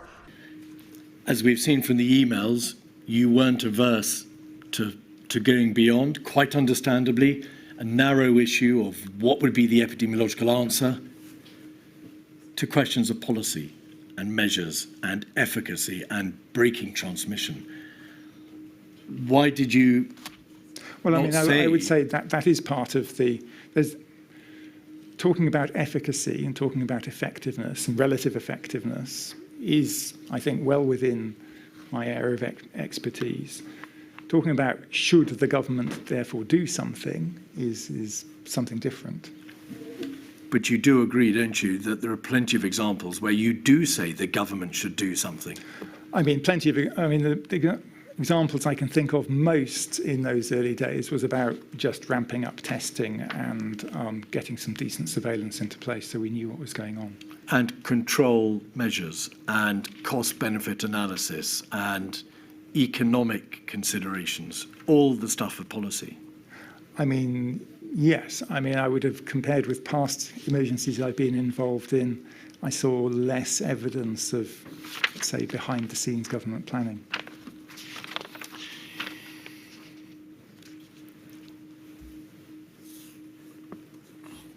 So I was asking you about the SAGE meeting of the 5th of March. At that stage in early March, was SAGE still advising a mitigation as opposed to a suppression strategy? I mean, SAGE was still considering a mitigation rather than a suppression strategy, yes. I mean, that was the government strategy laid out in the 3rd of March COVID plan was one effectively of mitigation. And what sort of mitigation measures did you or SAGE have in mind on the 5th of March as being effective in support of the mitigation strategy? So the first one was, we didn't have testing, of course, but isolation of symptomatic cases and the households of symptomatic cases. So just pause there. Telling the population that if you show symptoms, you self-isolate. Yes. And your family. And your family self-isolate. All right. So that's a...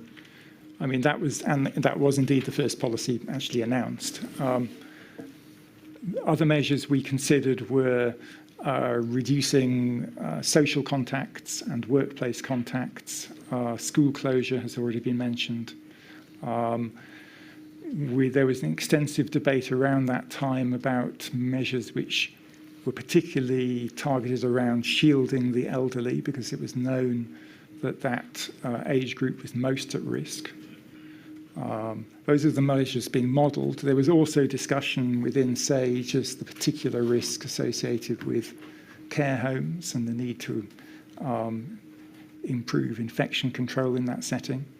But there was no recommendation made in early March about care homes, was there? I mean, the risk from care homes was discussed in, I mean, I raised, actually, I can't remember the precise date. I actually think it was all the way back in February, the risk of care homes, because there were early evidence of outbreaks in care homes from the United States, I think Seattle in the first instance. You did raise the issue of infection in care homes and also the issue of nosocomial infection in hospitals. Yeah. And the evidence shows, doesn't it, that a large percentage of the deaths suffered in the United Kingdom were in both those places. Yeah.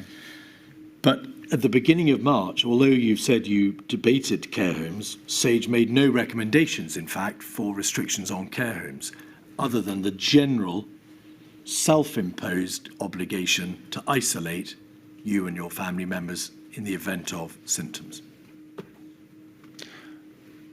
I mean, to be honest, I cannot. I mean, I think it was in relation to care homes, it was more Chris Whitty and Patrick Valance agreeing and talking. I think Jenny Harris had a responsibility within a SAGE meeting and saying that improving infection control in care homes was a priority. Again, I mean, the minutes may not reflect that. You weren't confident, were you, at the beginning of March, that these relatively limited measures, reflective, in fact, of, in terms of flattening the curve, yes, flattening the curve, but also having their genesis in, to some extent, in flu pandemic strategy, because you weren't talking about lockdowns here or stay-at-home orders or shutting of workplaces. Were you confident that they would prevent the sorts of levels of death and hospitalisation which you had indicated by the end of February would otherwise inevitably occur?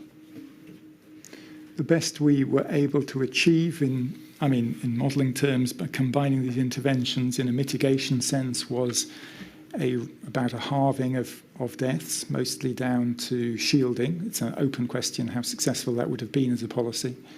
And maybe a 70%, maybe slightly more if there was spontaneous behaviour change, reduction in healthcare demand. The challenge is that we were talking about levels of healthcare demand which were more than tenfold above what the NHS could potentially cope with, and therefore a 70% reduction was not sufficient. Firstly, turning to the importance of vaccination, I think it's very easy to say that there's a prevalence of high rates of COVID vaccination in people who have died, and that is correct. When 93.6% of your population has had at least one dose of the vaccine, there will be a high rate of vaccination in excess deaths. That is different to causality. I completely agree with them, there's a high prevalence rate. That is not the same as saying that that is the cause of those deaths. So why did SAGE recommend, and why did you throw your own personal authority behind a recommendation that was in effect a half measure?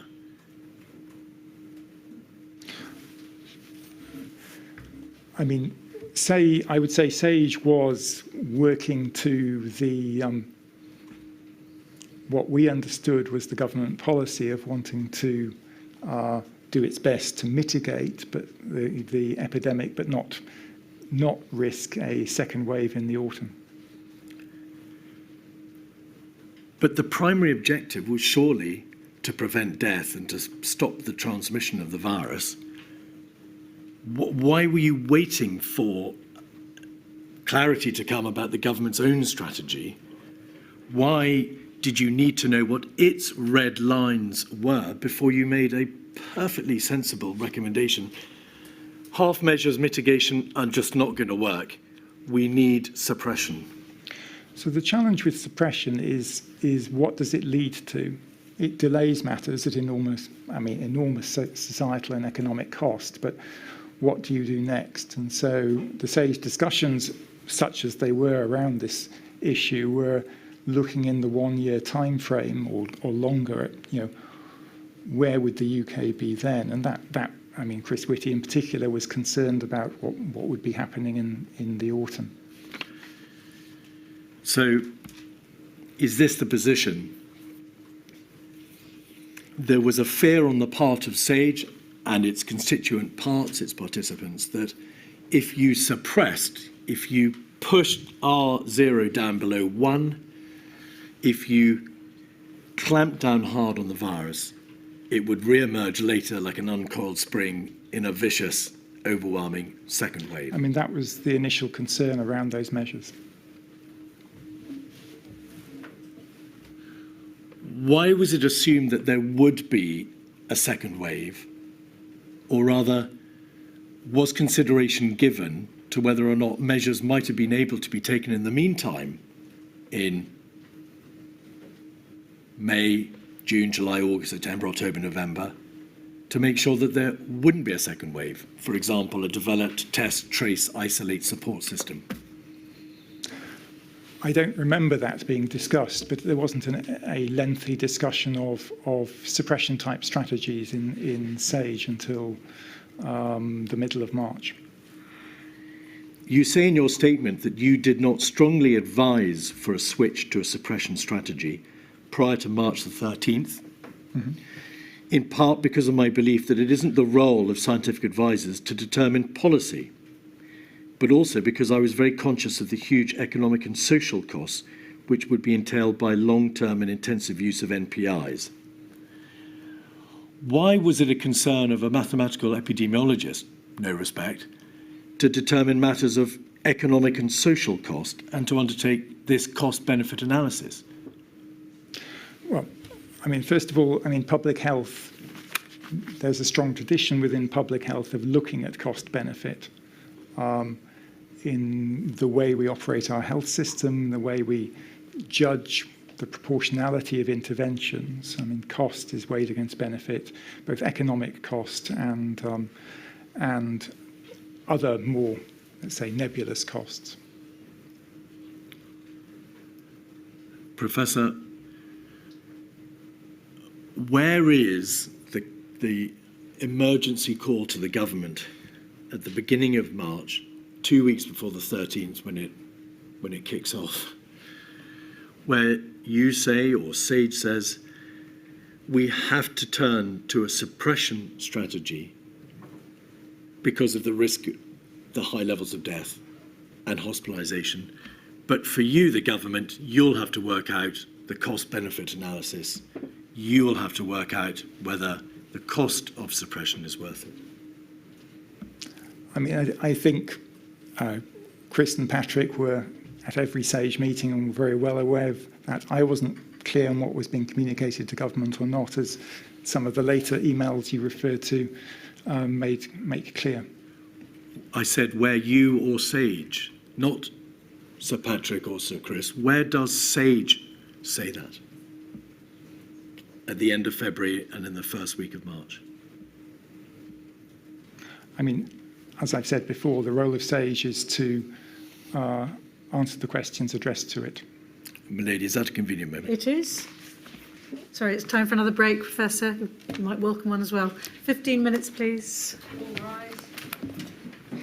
And the Office for National Statistics has looked then actually those who've been vaccinated generally had a lower all-cause mortality rate than the unvaccinated people since the booster introduction in 2021. And a recent study in Singapore actually found that when they looked at patients who had recovered from COVID who were unvaccinated, they showed an increased risk of by 56% more to be at risk of cardiac complications a year later compared to those who were vaccinated. So there is conflicting data on this, and I'm not necessarily disagreeing with him, but I think we need to have a robust conversation on this and not to assume that one side necessarily has all the answers.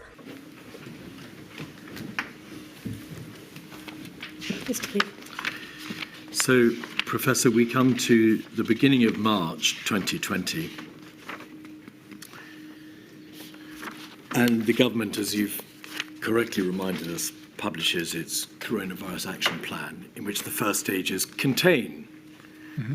And that wasn't something that you've told us was debated with SAGE. SAGE didn't know that the government was publishing that plan.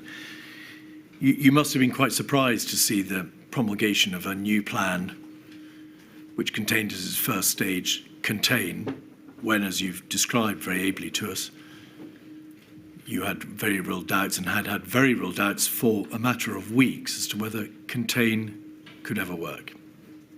Yes, it was probably the only point of disagreement I had with Chris Whitty about the extension of the contain phase. A couple of days later, on the 5th of March, SAGE met, and its consensus document concludes there are currently no scientific grounds to move away from containment efforts in the United Kingdom. What did that mean?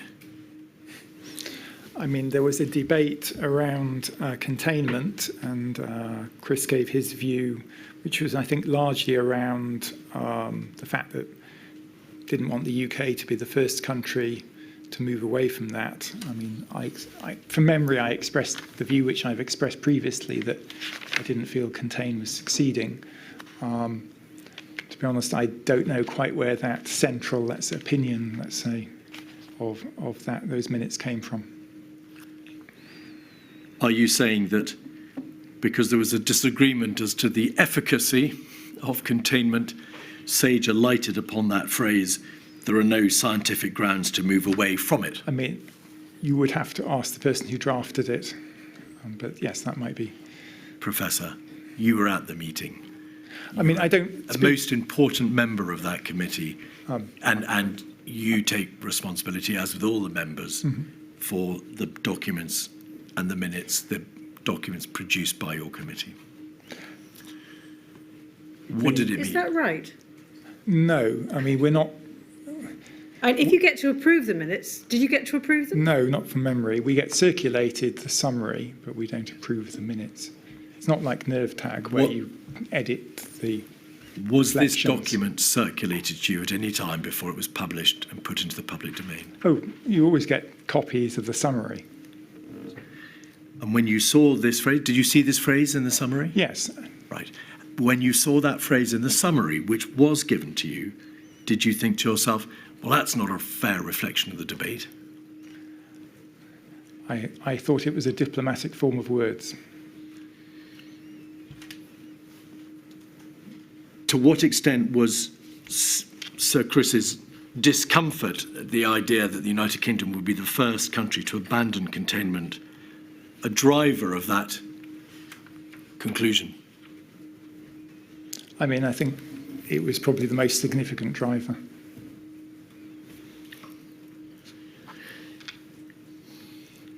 By the 9th or 10th of March, you were extremely concerned, were you not? Mm-hmm.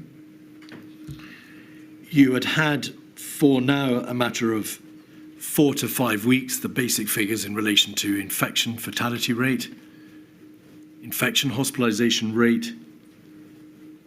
You could see the containment policy didn't stand a chance. And the debate was still raging about whether or not suppression or mitigation was the right way to go. I mean, I'm not sure that you'd say the debate, there wasn't much debate of that on Sage itself. I mean, the thing I was most frustrated by was there still seemed to be a residual, I don't know, a sense I got that some in government hadn't really comprehended the figures or didn't think it was going to be as bad. It was going to be a lack of a sense of urgency, let's put it that way. There was also a second challenge, which was very difficult to get NHS England to actually state on the record that the health service would be overwhelmed and what their surge capacity was. In fact, the first time they did that was on 13th of March. That was the first occasion on which, to use your words, they put that information on the record. Mm-hmm. And you challenged them quite strongly at that meeting. But you had known for a considerable time before that meeting, informally, what the impact would be of your figures on the NHS. Depending on the level of, obviously, it wouldn't be the NHS as normal. I didn't know anything about what their surge capacity potentially was. Did you know weeks before they put it formally on the record that the number of deaths and hospital cases that you had estimated would likely overwhelm the NHS? Yes. Right. You emailed an official an advisor in Downing Street called Ben Warner. I think you may have spoken to him on the phone to tell him that you were going to email him. I don't honestly remember. All right. Could we have then that email 196055?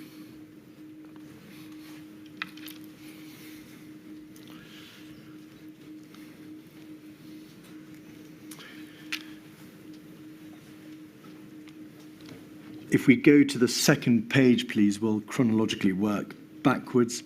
We can see an email from you, Director, of course, of the MRC Centre for Global Infectious Disease Analysis, and the body of the email, thank you very much, talks about bed demand per day, daily deaths, the peak, and you say this: so long as the PM and Cabinet accept and understand this is what is likely to happen and are still happy to proceed with current plans, then there is a rational basis to that decision, which I would say the science supports. Mm-hmm. To what extent, Professor, did you regard yourself as obliged to step out of your sage role and express views about government policy and the workings of the PM and the Cabinet in this way? I mean, it felt uncomfortable, but at the time it felt like it needed to be said because, yes, as I said, I was increasingly concerned about this disconnect between the numbers we were actually presenting and the reality of what that would actually look like. Now, just to touch on a couple of points that he made around vaccine safety. Now, the regulator has been taking account of those who report adverse events, and I would encourage anyone who's had a side effect from any of the vaccines to use the yellow card system, to report it to their GP, because when they have been reported, the MHRA has taken action. If you look in April 21, the MHRA reacted to rare cases of concurrent thrombosis and thrombocytopenia following the AZ vaccine. In the last paragraph, you say, but what would be the worst outcome, in my opinion, would be to go for mitigation, and that, of course, was the current plan, the policy package currently being discussed, and for the health, social and political cost to be judged later to be unacceptable, necessitating a policy pivot in the midst of what will already be a national crisis. Did you mean by policy pivot a change to suppression? Yes. Complete control of, or I apologise, reducing the reproduction rate below 1, Yeah. a lockdown in practice? We might still follow the currently planned measures for the next few weeks, but then much more intensive measures would need to be introduced, which needed to be thought about now. At this stage, when you alerted Downing Street to your concerns, what was the thinking in relation to when that wave would likely peak? I mean, when it would peak would depend on the measures. I mean, in retrospect, we didn't have a few weeks as the next few days' data indicated, but we were, I mean, we'll come on to the topic of data streams. So I'm going to ask you about Colindale, never fear. Yeah. But what was the thinking about the wave and when it would peak? At this stage, as you were raising I mean, from memory, May-ish timescale, but obviously there's a significant build-up. I mean, to something which was 6-7 times worse than what we actually saw in April. And was the reality that the wave peaked significantly earlier? No, I mean, the wave peaked because of the suppression measures adopted. But okay, I understand. The epidemic, as we learned in the next few days, was at least 2 weeks further progressed than the surveillance data available at the time I wrote that email suggested. And was the reason for that, A, as you've already identified, the asymptomatic nature of a significant proportion of the virus meant that in the absence of testing, it's difficult to trace where it's got to. And B, the lack of understanding because of the lack of testing on the number of seedings, the number of places in the United Kingdom that the virus had already got to. Yes, the epidemic was effectively hundreds of times larger than we had anticipated. Well, to be fair, probably about 30 to 40 times larger.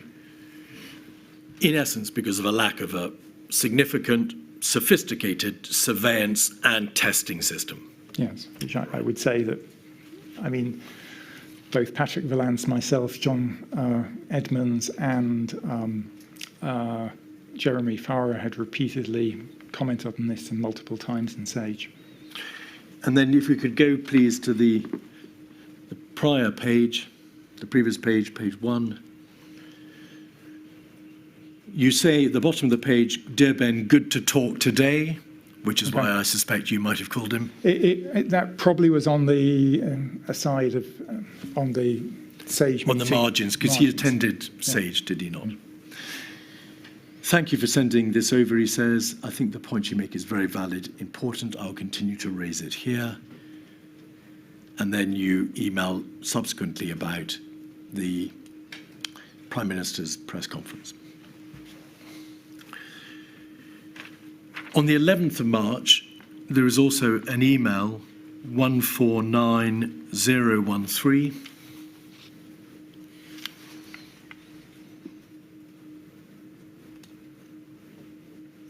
This is an email to Professor Medley and a number of individuals copied in, including Professor Woolhouse, in fact. See attached for edits. I think this is a little more balanced, especially with respect to the international situation, given the original draft was factually inaccurate in some respects. What report was it that you were editing or you had edited? This was a summary of the, which frankly was generated spontaneously by SPI-M members, wasn't commissioned, of the relative both benefits and drawbacks of suppression versus mitigation. It would appear that SPI-M had been discussing the international situation, so it wasn't just an epidemiological or mathematical exercise. They were looking at the wider picture. I mean, can I interrupt? I mean, we Yes. always looked at data. SPI-M was tracking the epidemic everywhere, and we were reading the scientific literature. You've seen the suggestion in a number of places that SAGE and SPI-M failed to pay sufficient regard to the position overseas and to overseas data, what was happening in particular. Is there any basis for that suggestion? All right. You then go on to say, with respect to wait and see, we don't have time. That is akin to a policy pivot when it is too late. Is that the same point you were making in your email to Ben Warner? Maybe can I elaborate? Please. So the issue of timing of policies is fundamentally different between mitigation and suppression. So for mitigation, you're wanting to implement measures around the peak of the epidemic to effectively squash the peak. For suppression, on the other hand, you want to act as early as possible because the magnitude of the wave will come down if those measures are successful. But if an epidemic is doubling every 4 days, basically in a week's delay corresponds to 4 times more cases and deaths. Because of the exponential nature of a virus. But in reality, Professor, and in the event, it just didn't matter because measures had to be taken to stop the NHS being overwhelmed in any event. Yes, I mean, what became clear on I think particularly between the 12th and the 15th, is that first of all the NHS, gave us definitive figures, and secondly that I think, and this is more from reading Chris and Patrick's statement, that it was clearly viewed as unacceptable to have the NHS overwhelmed. To some extent, therefore, the whole debate about suppression mitigation was swept away by the realization that unless the maximum control measure was applied, a lockdown, mandatory order, the NHS would collapse. I mean, I would slightly correct you there. I would say there was other debates we got into following after the 16th of March. I was actually, the type of measures we modelled in Report 9, which we'll get to, is much more akin to what was announced on the 16th and then the 18th of March than the mandatory lockdown. The issue around the necessity of the 23rd of March announcement was around quite how far progressed the epidemic had got by the time measures were introduced. I think this is a point Mark Woolhouse has raised, that if you act earlier, you can act with slightly less intensive measures, still very disruptive, but not as intensive. Which resulted in adults under 30 not being offered that vaccine. And in May 21, that was increased to the adults under 40, and particularly to the mRNA vaccine in June 21, following reports of a link between COVID vaccines and myocarditis. Yes, I put the question on the basis that in the event, it was, of course, the need to avoid the collapse of the NHS that led to mandatory measures being applied. The SAGE meeting of the 5th of March, of the 10th of March, was the first SAGE meeting in which, as you've described earlier, the potential risk to the care sector was debated significantly. I think to the level of being minuted. To the level of being minuted. And I think the position is that there were no SPI MO models before the 23rd of March that explicitly modelled care homes or the impact on the hospital sector. I mean, that's true. We modelled, all the models had age-related risk in them. And we were looking at shielding options for the elderly, but no models explicitly represented the care sector. They did represent hospitals in some sense, but we didn't represent nosocomial hospital-based transmission.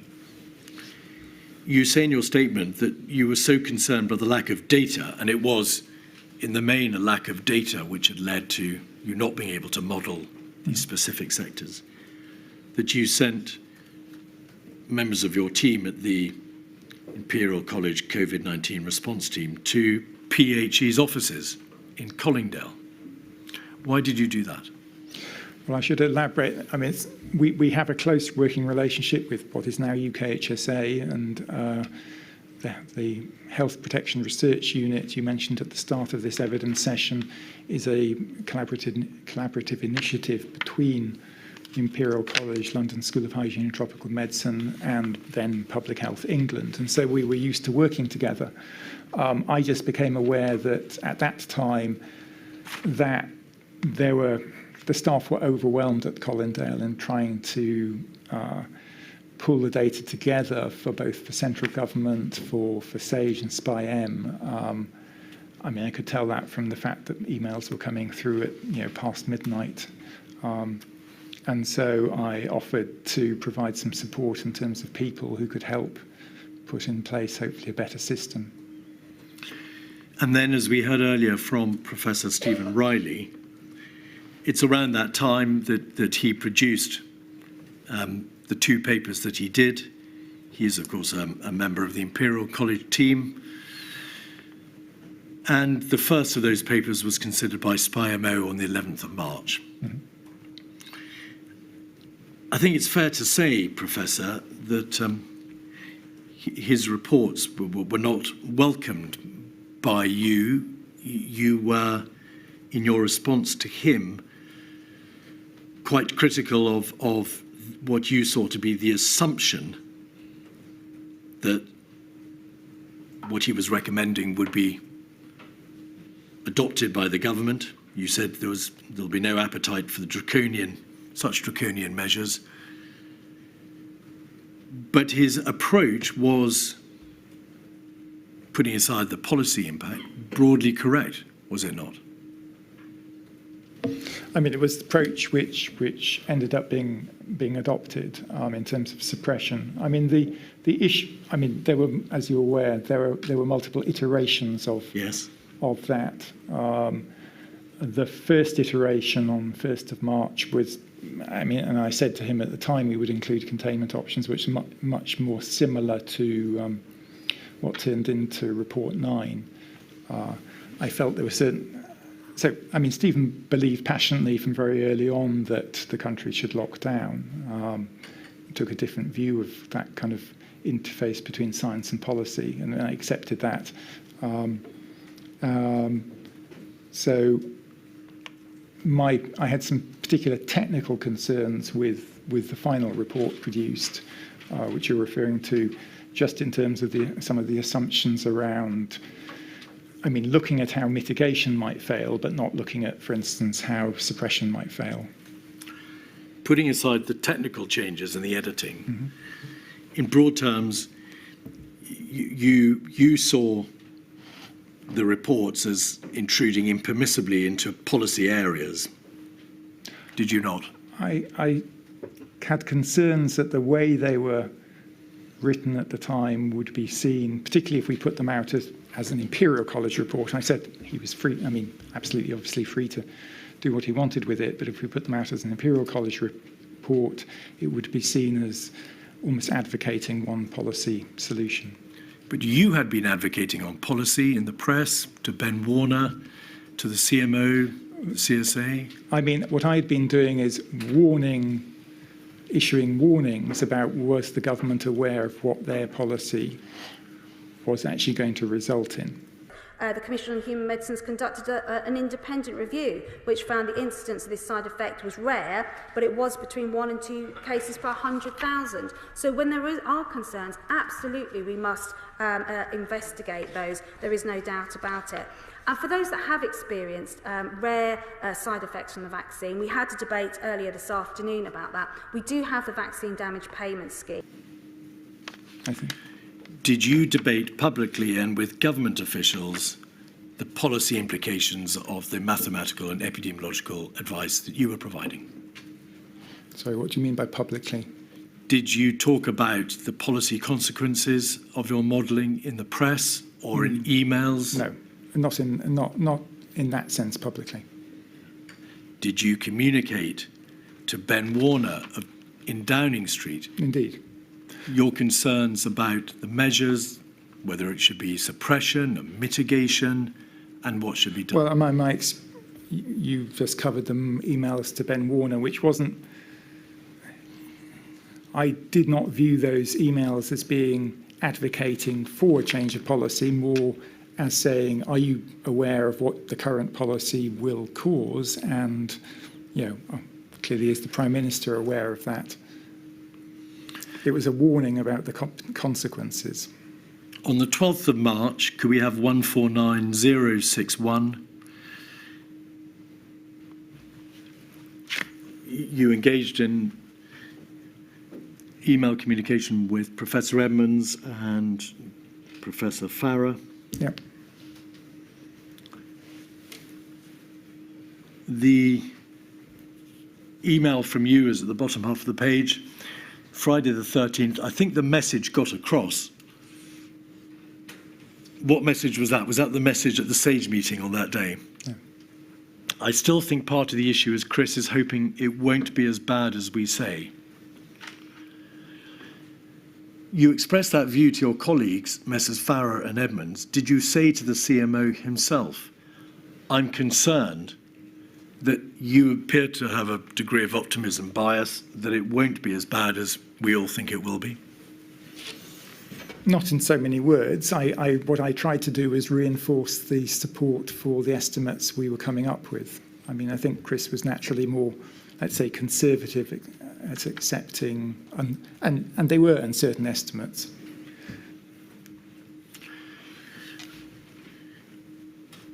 The email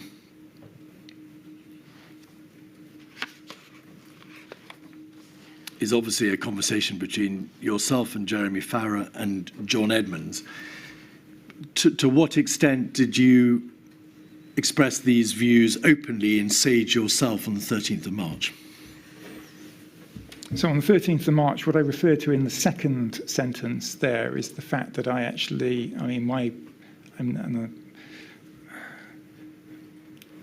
explicitly asked the question of Stephen Powis in the meeting of whether what was the NHS surge capacity, which in some sense was outside the remit of SAGE. It was an operational consideration. But by doing so, and then asked him, could the NHS in any way cope with the current plan, policy plans? And he said he would get back to me and did on the exact surge capacity, but basically said, no, there is no way the NHS would be able to cope. On the 15th of March, INQ 4048089, page 2. You email Sir Chris and Sir Patrick. I think it hasn't updated for me. Oh, okay. If you could go back. Thank you. If you just go back one page, please. We can see in the middle of the page, email 15th of March, 2020, 3:37 a.m. to Sir Patrick and Sir Chris. I need to sleep now. And then further down the page, figures, your thinking in relation to the impact upon NHS healthcare facilities and demand, and then over the page. Essentially, at the top of the page, you talk about what policy will need to be implemented in order to be able to avoid, as you saw it and the figures supported you, the terrible consequences on the NHS of your figures of death and hospitalisation. The minimum policy will require closing schools and universities, home isolation of cases, large-scale intensive social distancing, reducing all contacts outside the home and work by 75%. Was that a mitigation policy or a suppression policy, Professor? I mean, the difference between green and red in the previous table is the difference between mitigation and suppression. And does this email therefore stand as the point at which you yourself are converted to the merits of a suppression policy as opposed to a mitigation policy? I think that's a very different and difficult judgment. I'm on record as saying that I didn't view any easy decisions here. I think it's the point at which it was clearly apparent that exceeding NHS capacity was a government red line they did not want to cross, and I was therefore saying these are the policies which need to be implemented. Around this time, you were engaged in drafting Report 9. Yes. Which is the report of which we've heard earlier today from Professor Stephen Riley. Could we have, please, 270159?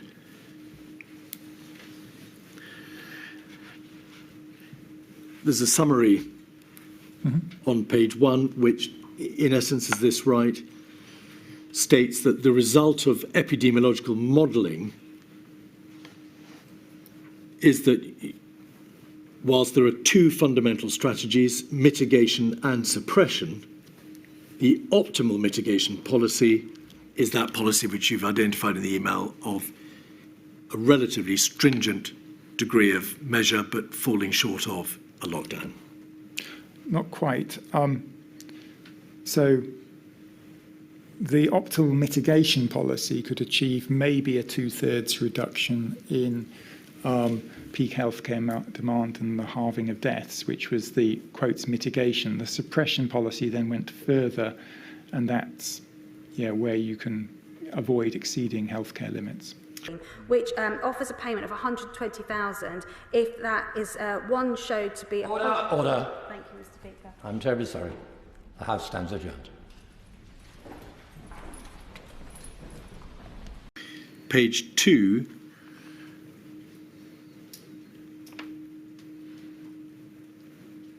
The Queen is going to be making an address to the nation later on, urging us to maintain our self-discipline and resolve. Just how important is that message going to be? Well, I welcome the fact that Her Majesty will be making one of these very rare addresses because it recognises what an extraordinary and difficult time this is for the nation. And this point about holding our resolve is so important. The vast majority of people are following the public health advice, which is absolutely critical, and staying at home.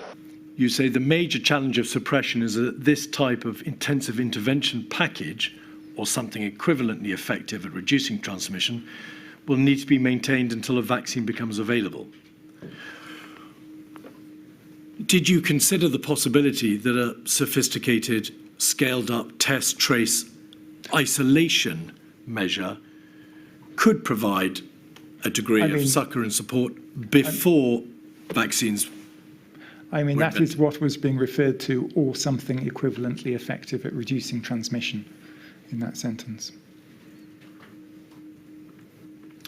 Well, Professor, you make the point that whatever package it is has to be maintained until a vaccine becomes available, potentially 18 months or more. And that's true whether you're using contact tracing or you're using, irrespective of the type of non-pharmaceutical intervention one is using, no immunity is building up or limited immunity is building up in the population if suppression is working. And so the only way of exiting from that policy is when vaccine is available to generate immunity through that route.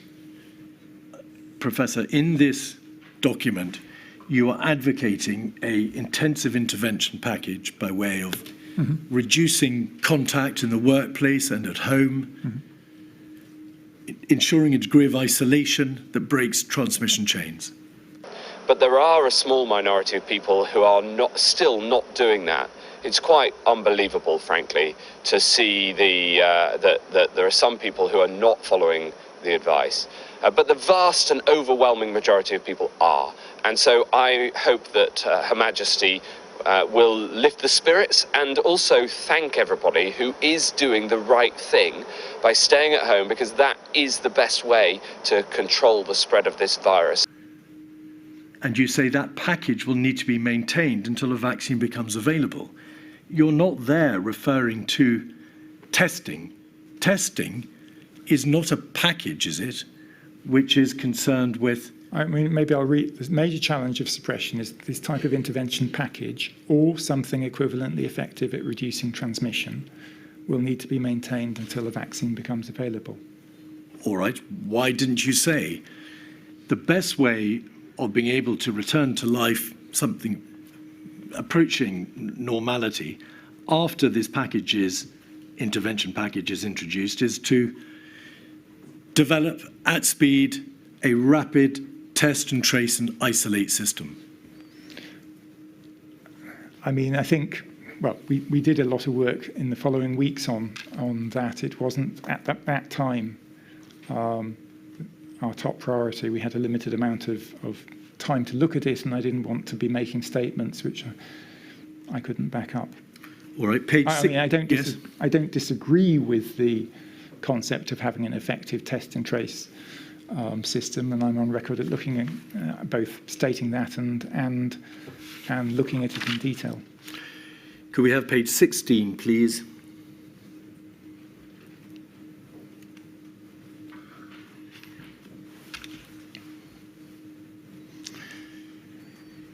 The middle of the page has the paragraph that we looked at earlier. In the United Kingdom, this conclusion has only been reached in the last few days, with the refinement of estimates of likely ICU demand due to COVID-19 based on experience in Italy and the United Kingdom, and with the NHS providing increasing certainty around the limits of hospital surge capacity.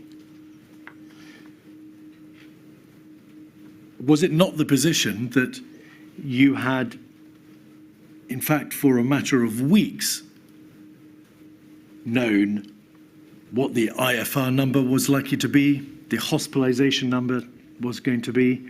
You had informal information about NHS capacity, and obviously Professor Riley had produced his own report. I understand what you're saying. The IFR didn't change. The hospital estimates did change. They roughly doubled based on what was happening in Italy in terms of intensive care unit demand. Qualitatively, you're completely right. It didn't change the conclusion, but in quantitative detail, it did change it significantly. We didn't have, I should say, we had informal feedback from the NHS that it was highly unlikely surge capacity would be available to meet the likely demand, but we weren't given official figures, let's say, for what that capacity was going to be until the 15th of March. And the fastest way to get us out of this. You say it's unbelievable that some people are breaking the rules of the lockdown, but I just wonder if you could clarify a little bit about what we are and we aren't allowed to do. The weather is very lovely this weekend. Not everyone has a garden. Is it acceptable to sit down in the park and sunbathe if you are maintaining social distancing? 14th of March. In the event, Professor, the government, as we all know, imposed a lockdown. You make the point that, in your statement, that all interventions have a trade-off between potential impact and cost, and also effectiveness and practicality. A more practical intervention may achieve a higher impact than a more onerous intervention that is poorly adhered to. Yep. In your view, if the goal was to prevent the collapse of the NHS, was that lockdown necessary? This is not a question we can definitively answer. Without doubt, the measures announced on 16th of March had some effect on transmission and potentially accelerated by spontaneous behaviour change, but we didn't we didn't have the time to wait and collect the data, which would allow us to say, yes, they're sufficient, or no, they're not.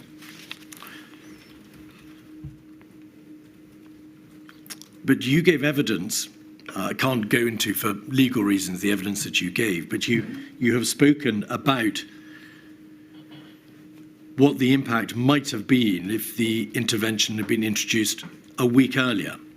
So I was very careful when I made that statement to the House of Commons Select Committee, which All right, I'm going to stop you there. For legal reasons, we can never debate in a court of law anything that is said or done in Parliament. So I cannot ask you questions about the merits. I will refer instead to the paper we later published on that. We're absolutely clear that you should not leave your home unless it's for one of 4 reasons: for medical reasons, to buy food, to go to work if you can't work at home, or for exercise. And of course I understand how difficult this is, but the problem is that when you go out, it's not only that you might directly interact with somebody closer than 2 meters, it's also that whenever you that you can spread the virus through touching something which somebody else then touches. But thank you. I said the same at the time, which is moving all interventions back a week. So returning to your point of could things have moved faster in February and March for whatever reason, more clarity on the data, more clarity on NHS capacity. Had we moved the 16th of March back to the 11th, the 23rd back to the 16th, that was the scenario we were looking at.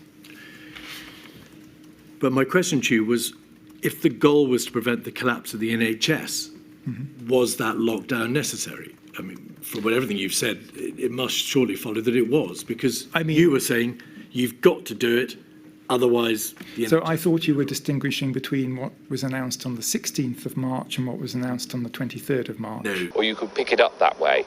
So we're crystal clear in the guidance of what people should and shouldn't do. That guidance is backed up in law. It is not a request. It is a requirement in law, and people need to follow it. The 23rd.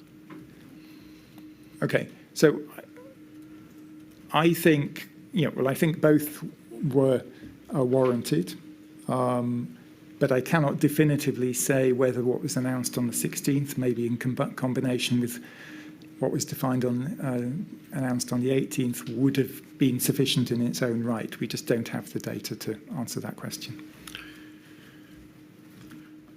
So what you're saying is we will never know the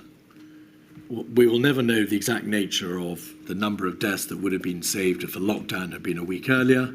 Equally, we'll never know whether or not the measures short of a lockdown, which were put in place around the 16th or the 13th, in fact, whether they would have worked. I'm specifically referring to the measures announced by the Prime Minister on the 16th, which was mostly a urging of people to work from home and to reduce social contact. They weren't mandatory measures, but they did have an appreciable effect on population contact rates and behaviour. And I know there's a certain sector of society who are exercised about the difference between mandatory and voluntary measures. And my response was, we will never know in the UK context whether the measures announced on the 16th and then later with school closure, which is mandatory on the 18th, would have been sufficient on their own.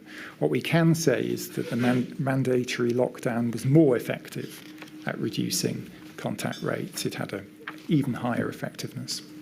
And I just say this to the very small minority, as you say, of people who are choosing to flout the guidance.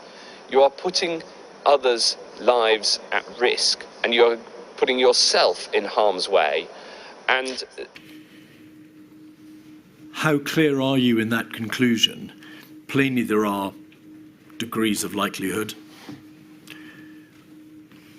If we had only had those measures, the ones imposed on the 16th, how clear is it? It isn't, and we didn't have time to wait for it to be clear. Has there been any subsequent analysis done? Any counterfactual work done afterwards which shows whether or not it was ever possible at all that those measures would have sufficed on their own? Or are we in the territory of, well, they might well have worked, but we'll never know? So we are very, very clear about that guidance. And so does that mean, just to be crystal clear, that sunbathing is against the law? Sunbathing is against the rules that have been set out for important public health reasons. I wish I didn't have to say this, but I do, because the whole country wants to come through this crisis. Well, I mean, the policies we actually modelled in Report 9 were considerably less stringent than the lockdown of the 23rd of March. But the reason for that is that the more you can have a range of different measures which will achieve suppression, but the speed of doing so differs depending on how stringent the measures are. And if you are concerned about healthcare capacity being overwhelmed in the very short term, you need to implement considerably more stringent measures than if you act potentially earlier and can then later refine measures. And does your conclusion, your view, depend at all upon Professor Woolhouse's point, which you have already addressed separately, that there was a failure to take proper account of spontaneous changes in behaviour? The whole country wants to come through this, of course, as quickly as possible. And the fastest way to come through the crisis and to save lives and to protect the NHS and reduce the pressure on the NHS, the fastest way to do that is to follow the guidance and to stay at home unless you've got one of the 4 reasons that we've set out. You say the fastest way to effectively get out the lockdown is to follow the rules. Yesterday, Professor Neil Ferguson of Imperial College, advising the government, said that the restrictions could be eased in weeks if people follow the rules. Is that right? Well, I'm not going to get into a conditional, if. I mean, it's difficult. What we can do is observe. We had that 1 week to observe spontaneous changes in behaviour because nearly all the measures announced on the 16th of March were recommendations, and there was a significant reduction in mobility and how other measures of. We weren't at that point measuring contact rates, but in proxy measures of contact rates. Whether it would have been sufficient, though, we don't have enough data to say. Now, very briefly,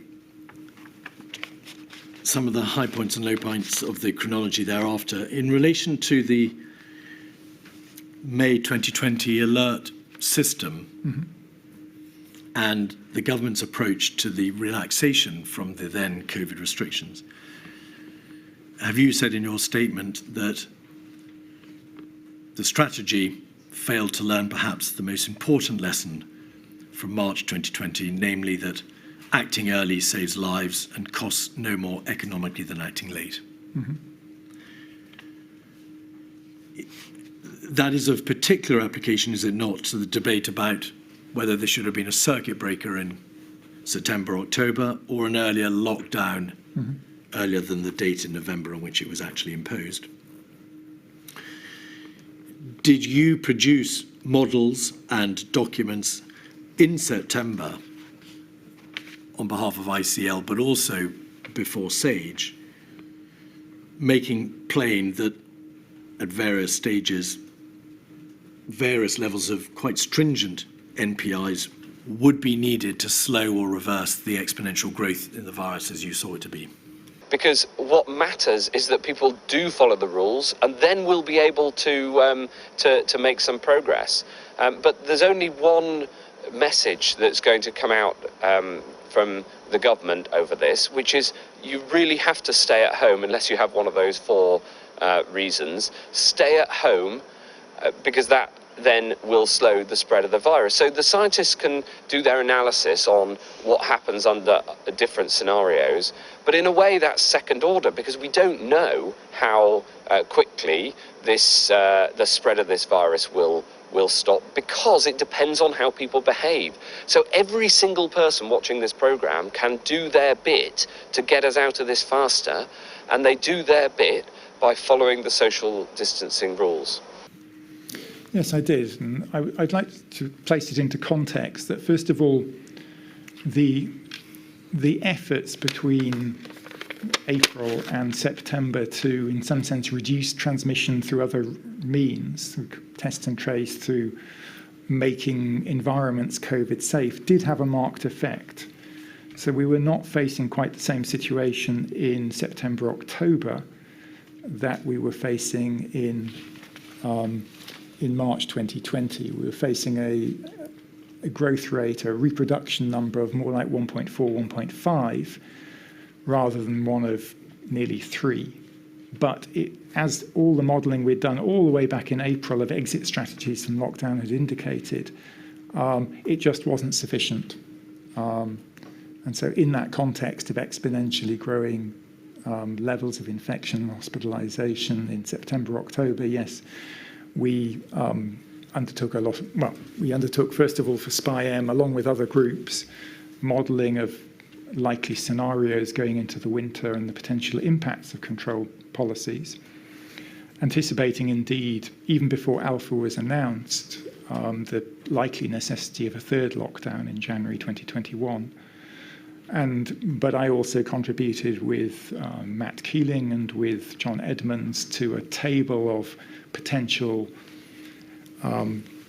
non-pharmaceutical interventions which could be considered by the government if they wanted to escalate from what the current policy was. And as had been foreseen in February, March, because it is part of a viral epidemic, there was a second wave. I mean, a catastrophic second wave. Even though there had been COVID-safe measures to some degree put in place, and even though there was longer warning of the breaking of that wave, the number of deaths, in fact, exceeded those in the first wave. I mean, by twofold, yes. And do you say in your statement, therefore, that the policy of acting incrementally and as late as possible, in the end, to prevent NHS capacity again from being exceeded, had a significant impact upon the number of deaths? Yes. The local tier system in October 2020, you criticise, you make the point that SAGE and SPI-MO were not consulted about the introduction of the local tier system, and you describe it as being flawed in its implementation. Was it, in essence, a form of epidemiological levelling up? Everywhere would find itself inevitably in the highest tier. Eventually, yes. It was sort of delaying the inevitable. And of course, that has a public health, a human consequence in terms of hospitalisations and deaths. You state in your statement that you fully agreed with the decision to introduce the second lockdown. That is the lockdown in November 2020. There was an issue, was there not, around about the 31st of October when slides developed in this ensemble process that you've described, prepared by Imperial, Warwick, London School of Hygiene, Tropical Medicine and Public Health England, Cambridge, were leaked. Were they slides which were draft documents prepared some time before the leak? The issue, my concern with it is they weren't any sort of prediction. They were a commission to develop, in some sense, reasonably bad scenarios for the winter before the tier system had even been introduced, and they had been superseded by more recent and calibrated projections of what the epidemic was going to be. At the same time, though, lots of people will feel that they're making a big sacrifice here, particularly those people who live in overcrowded accommodation, those people who perhaps have mental health issues, those people who may not even feel safe at home. You have your advisor going on saying that it could be lifted in a matter of weeks. Surely you need to provide some clarity here on how long we could be in this situation for. Well, I'd love to be able to provide even more clarity than we have. We were clear when those who've gone into shielding, those who are the most medically vulnerable, we would expect that to last at least 12 weeks. But the truth is, and one of the difficulties of this situation that we're all in, one of the difficulties is that there are uncertainties. And there are uncertainties because we're still learning information about the disease itself, and the science continues to improve. But there's also uncertainties as to how quickly we can stop the spread of this virus, because it does depend very directly on how people behave.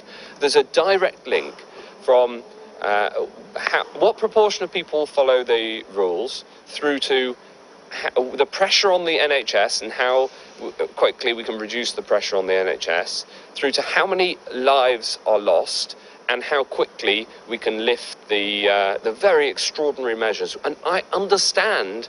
So it felt like deliberately pessimistic figures were being produced, and I felt that, that wasn't the. I mean, the more recent figures were also, I think, could have made the point equally well.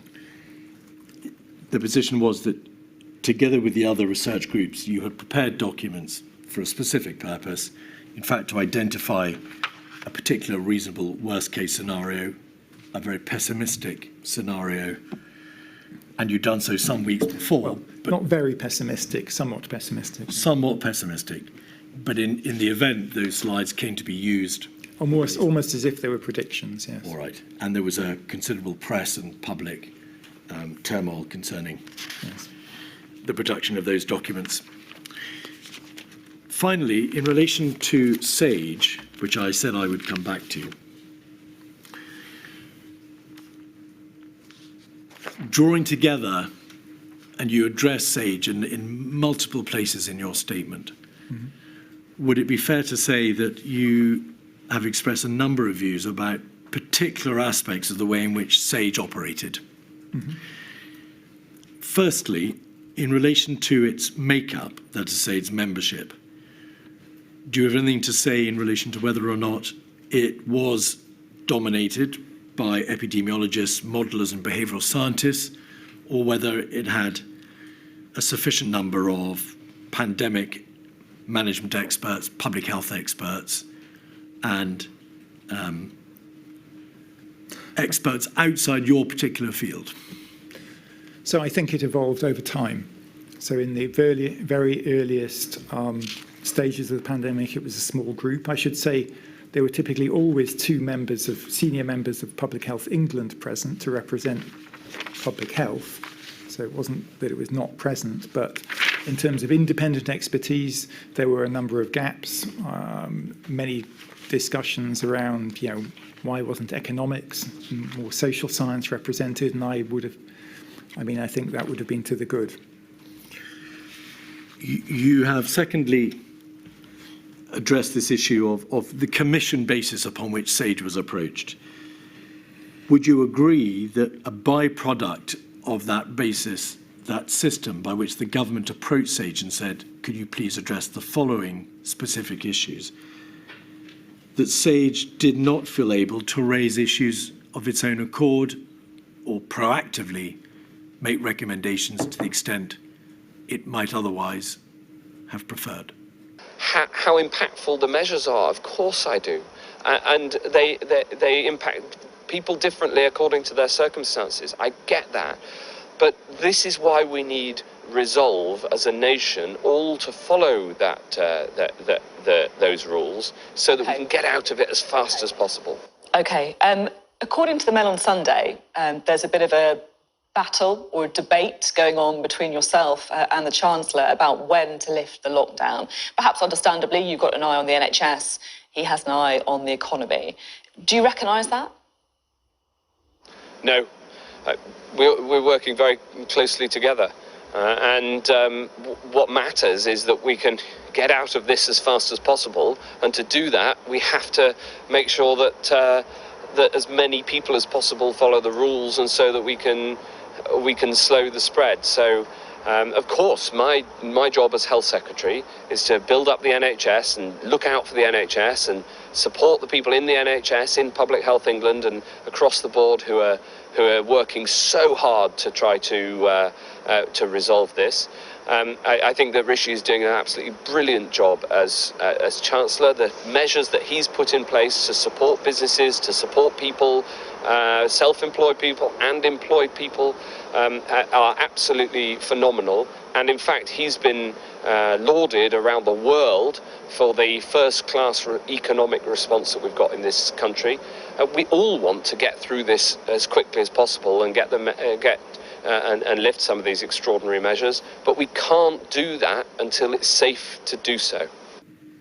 Yes, I mean, I do. I mean, I frame that in a broader context that I think SAGE became almost the normative source of public health advice, certainly for the early months of the pandemic. And I don't think it was ever properly constituted to act in that role. I mean, I think my own view is that most countries, not all, but most countries which handled the pandemic better had empowered public health agencies informed by independent scientific advice, but that is the appropriate body which should be informing government policy on something on the magnitude of a pandemic, not a professor from Imperial. Thirdly, you've described how there was a process of reaching consensus. Is it possible that that process of reaching consensus, which reached its fruition in the documents which were produced, may have perpetuated a status quo? It may have led to inaction because the government, when reading those documents, would have been unaware of the range of views which were actually expressed. I think that was a risk, and I would certainly recommend that more comprehensive minutes are produced in the future, along with then probably accompanied by a summary, but true minutes give a much better sense of debate and discussion. You have described, Professor, how there were occasions when you did not, and these are my words, not yours, speak out when you might have done so because there was a lack of understanding as to what the government's aims were, what its objectives were, what it wanted. Mm-hmm. I think that was true throughout 2020. Okay, lots of praise for the Chancellor in the answer there. The big question, of course, is what is the government's long-term strategy for getting out of the lockdown? Well, the first thing we have to do is flatten the curve and turn the curve of infections downwards. And we have seen some progress on that, but we're not there yet. And then once we've done that, we'll be able to think about the next steps, and we're doing the work on that. But we'll be able to set that out. What are those next steps? Because this is a critical thing. What are the next steps? Is it a vaccine? Is it treatment? Is it testing? 2021, it was much clearer. There is next then the issue of following the science.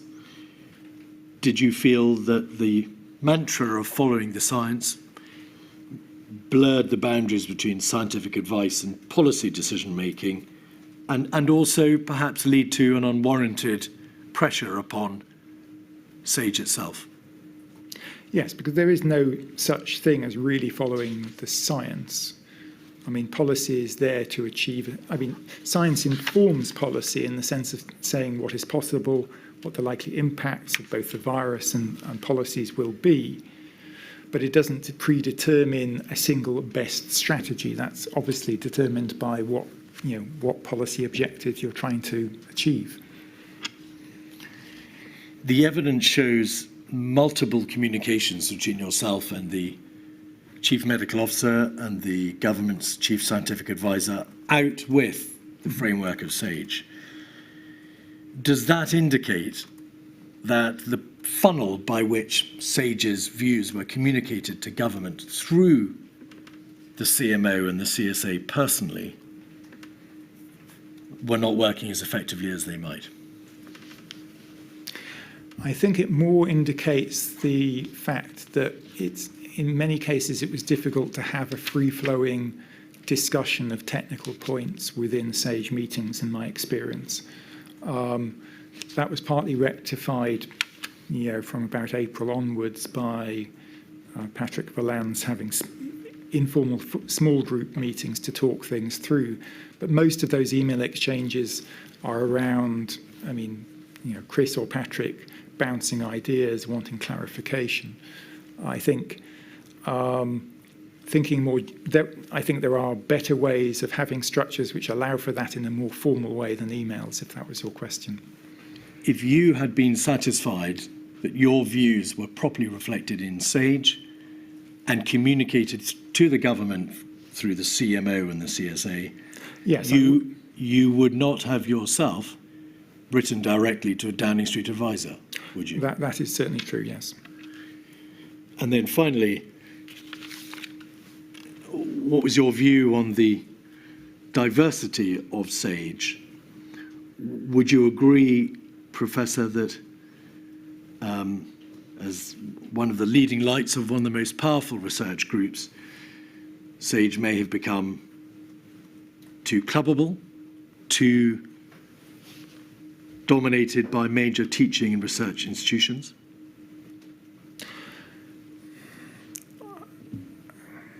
Certainly there was a type. I think both gender diversity and minority ethnic group diversity could be better reflected in future crises. As for, to be honest, I'm sure both Chris Whitty and Patrick Vallance would say this, that you do want the leading experts in their respective fields to be represented on a committee like that. So there is always a preponderance of people from certain institutions. What is the way out? Well, we're working on all of those three, and they're all very important. Treatments to make sure that if we can improve the treatments, and if we can get the science behind the treatments better, then more people who become ill will be able to survive, and people will be less ill. A vaccine, of course, would be incredible. And lastly, Professor, it is, of course, well known that you resigned from SAGE on the 6th of May 2020 for personal reasons. Do you accept that, putting aside some of the public reaction, fundamentally, damage was done to public trust in government structures because you were seen, wrongly as it happened, to be part of the government, and therefore there was a damaging effect on compliance? And yes, I breached lockdown rules, and I apologise for that, and I apologise again. And but it has to be safe and not do more harm than good, and it takes time to develop a vaccine like that. But we in fact, the UK has put more funding into the global search for a vaccine than any other country around the world, and I'm working very closely with the DFID Secretary and the Foreign Secretary on that, because they've been leading that global search and put their budgets into that, and then as well as obviously treatments and vaccines, testing matters as well, and we had a very big discussion about testing over the last week, and we have a clear strategy to increase the amount of testing. Just want to ask about that testing, because many people say that is one of the clearest ways out of the lockdown. You, of course, have set this aim to reach 100,000 tests a day by the end of April. But if you just look at the figures, at the minute, around 10,000 tests have been carried out a day. Just 11 days ago, Boris Johnson said that we'd have 250,000 tests a day, hopefully very soon. We're still stuck around 10,000. The numbers sound great. You want to believe them. But on this record, is that actually achievable? I think that and later incidents certainly didn't help with public trust. And I think being yes, I wasn't a government servant, I wasn't a government employee, but I still recognise the consequence of those actions. Thank you, Professor. My lady, there are a number of Rule 10 questions. I'm afraid so. It's not quite over yet, Yes. Professor, I'm afraid. Ms Morris, I think you have some questions. Yes, it's going to be hard, and it's going to require an awful lot of people to put their shoulders to the wheel in the life sciences industry, across the NHS, and supported by the work that Public Health England has been doing brilliantly on expanding testing. We set a goal of 10,000 tests a day by the end of March, and we hit that goal. At the end of February, we had under 2,000 tests a day, so we are on a very rapid ramp up, but we clearly need to see that go further. I mean, testing, of course, is crucial to get NHS staff back onto the front line, and I think there is still a bit of confusion about just how many NHS staff are currently off because of suspected coronavirus. The Royal College of Physicians surveyed their members, estimate that around 15% are off. What proportion of frontline NHS workers are off work? It's about 8% on the latest figures, and that's the actual figure. The Royal College did do a survey, but it wasn't an accurate representation. So the 8% at the moment, but obviously we want to get that number down. So that's gone up since your last press conference, then?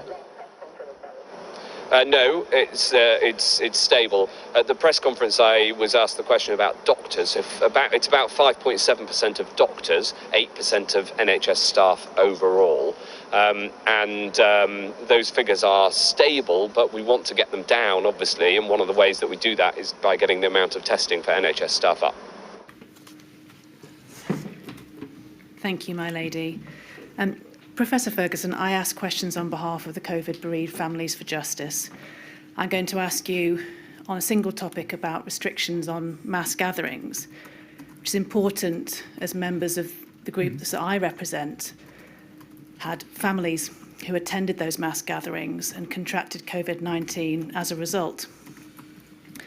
Now, my lady's already asked you a question about mass gatherings, and Mr. Keith has taken you to the substance of your advice, and that developed by SAGE, and you've been asked directly why the precautionary principle was not applied in the same way that it was to schools. So my remaining question is about the process of the advice around mass gatherings. I'd like you to look, please, at an email, INQ 47898, please.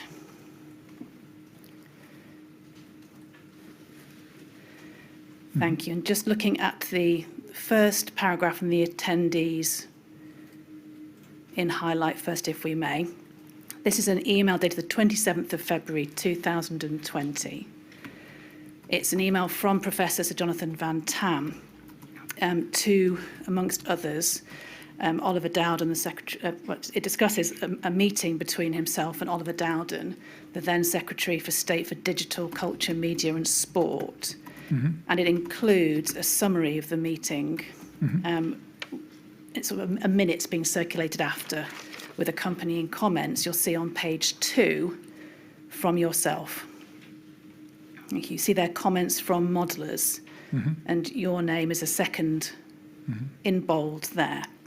Have you seen this email before, Professor? I believe I have, yes. Okay, thank you.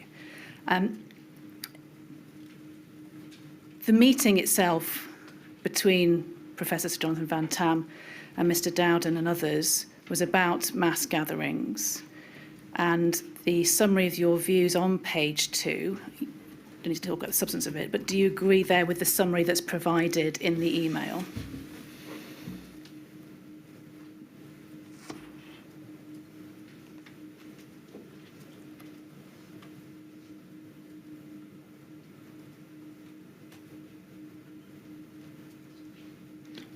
Yes, it's a reasonable summary. Thank you. Going back to page 1, if we may, and just to the beginning of that email, and just highlighting that first paragraph, please.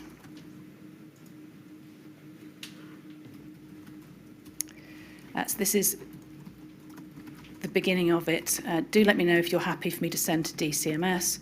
Also, please note that I've included the comments from the academics modelers, but not sure how happy they will be that their assumption-heavy views will be shared, but have caveated their opinions are not based on data. So my first question is, did you know that this view was being shared? No. No. Have you later become aware that it was shared? Yes. Roughly when? Can you assist? I mean, I think as part of this public inquiry. Okay, thank you, that's helpful. Do you agree that your view was assumption-heavy, as the caveat indicates? Given that at the time, yes. Okay, thank you. And back to page 2, please, if we may. Just above the summary of the modellers, it says in red, please note that there is no data to support the following. Do you agree with that caveat? No data directly for COVID. There was data for other diseases which are similar transmission patterns, but not for COVID. Understood. In providing the view that is represented in this email, had you conferred with colleagues in Southeast Asia on the issue before providing this view in whatever context? Another criticism as well has been on the amount of protective equipment on the front line. And I know you said that the available equipment is there, but there's been delays getting it through. There's been reports that the US has been intercepting some of the medical equipment bound for European countries. Are you concerned about some protectionism here? Well, I'm very concerned that we keep open global supply chains, both for protective equipment and also for medicines, making sure that medicines can come in, because they're often made in several different countries on their journey from being raw chemicals through to the medicines that people take that save. I mean, certainly I discussed with colleagues, and not specifically because of this email or the request, but the issue of restricting gatherings had been discussed with colleagues around the world. Thank you. I should maybe add that we have published analyses of the effect of restricting gatherings of different sizes. I mean, over the course of the pandemic, drawing on experience across multiple countries, and I'm happy to share those if it's helpful. Thank you. No, it's just simply the information that you were pulling together for this summary. So my point really is that there was a SAGE meeting as well on this date. This is the 27th of February. We can go to the minutes if you like, but I think you can take it from me that there was a SAGE meeting on that day, and both yourself and Professor Sir Jonathan were there. Mm-hmm. How comfortable are you with your individual views on a topic such as mass gathering being shared via email as opposed to being shared within the consensus statement of the SAGE minutes? My preference in all of these, it would have been better for a summary opinion from SAGE or SPI-M, probably including SPI-B, to be written. My understanding, and it is a long time ago, was that John Van Tam wanted an urgent and quick opinion rather than having the time to go through the formal process. But I would agree if a more considered and consensus view would be preferable, clearly. Particularly when the two things happen on the same day, is that fair? The emails on the same day as the SAGE meeting? I should say it wasn't unusual, that time scale of getting advice. I see. That's helpful. Thank you, Professor. Thank you, my lady. Thank you, Ms Morris. Ms Gowan.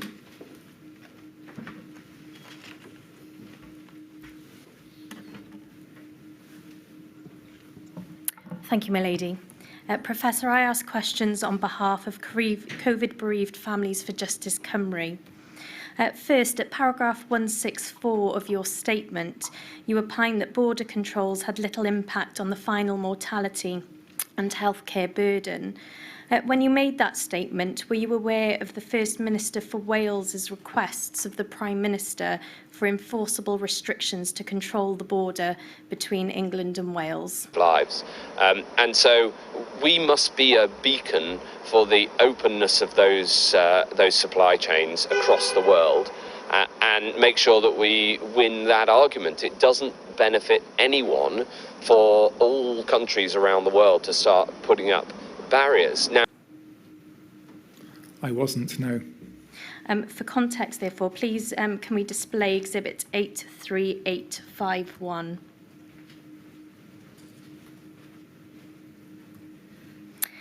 These are the COBRA meeting minutes from the 12th of October 2020.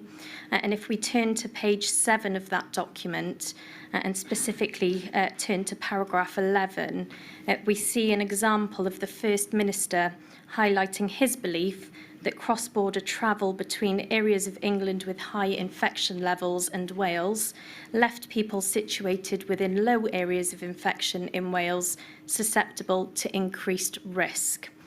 So so I thought your original question was in relation to kind of international travel. Okay, it's a slightly different context, yes. And we can see from that document that despite the concern identified by the First Minister and said at paragraph 12 to be understood by the Prime Minister, that no regulations were imposed despite that identified risk. Can you see that? Yes. To your knowledge, Professor, has there been any statistical analysis of the likely impact on mortality and healthcare burden in Wales of not implementing border controls between England and Wales specifically? Specifically, no. I think there has been some consideration and analysis, not by my own, maybe even by my own group, but certainly by other groups, of the extent to which, this is when COVID was endemic in the UK as it is today, of how the extent to which infections get moved from area to area. So there is some analysis of that. I'm not completely familiar with it all. And so when you said within your statement that there was no evidence to suggest that that there was evidence to suggest that border controls would have little impact on the final mortality and healthcare burden, that was not specifically to Wales. And is it fair to say that you can't comment on the position in respect of Wales?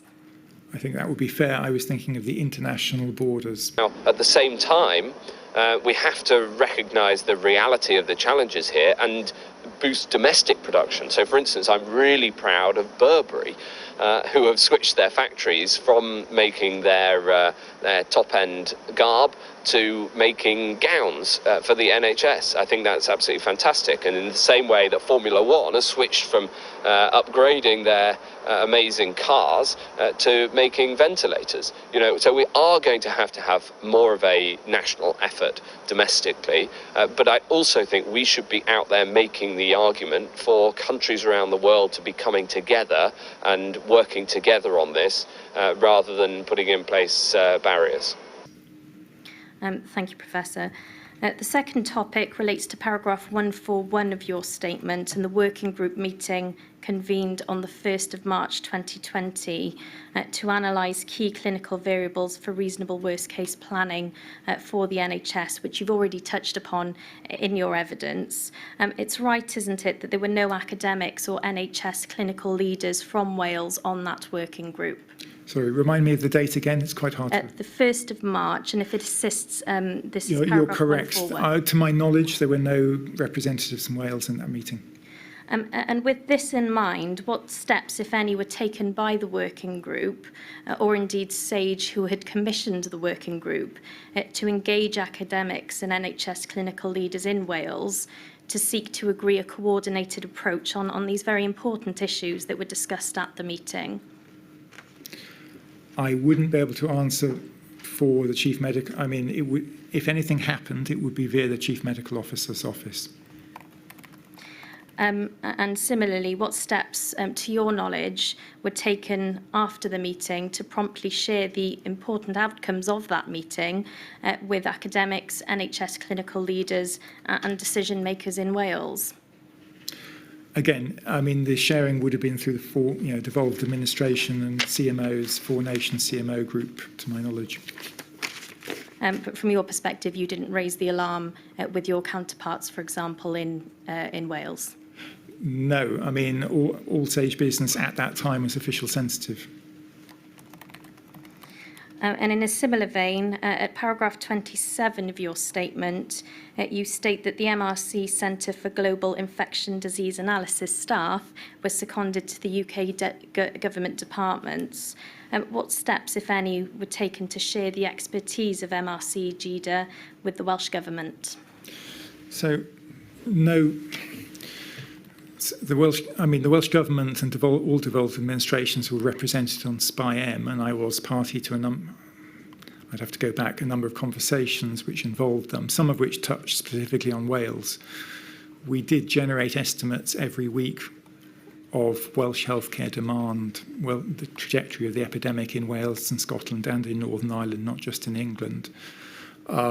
We just had a limited capacity, and we're based in London, so we were working flat out. We couldn't do any more than we were doing. Thank you, Professor. My lady, those are my questions. Thank you. Thank you very much, Ms. Cowan. Is it Ben on? There you are. Couldn't see you.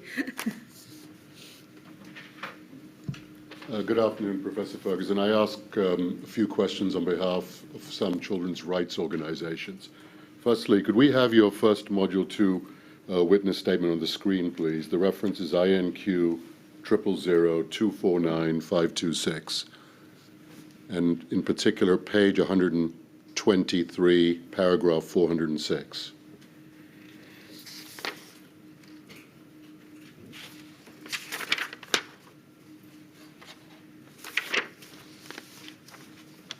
Do you have that? Yeah. You say, Professor, in that paragraph that SAGE was never explicitly asked to evaluate what policies would lead to minimum use of economically and socially disruptive non-pharmaceutical interventions, and that perhaps a more appropriate use of SAGE would have been to review a range of strategic policy options drawn up by the government and to provide scientific challenges to their suitability in meeting the stated policy goals. My question is this: if the government had asked SAGE to conduct such reviews of a range of strategic policy options, could SAGE have potentially done so? Yes, there's always a limit in terms of bandwidth and capacity, but I mean, believe in broad terms, and particularly as the pandemic went on and capacity ramped up, yes, we could have done.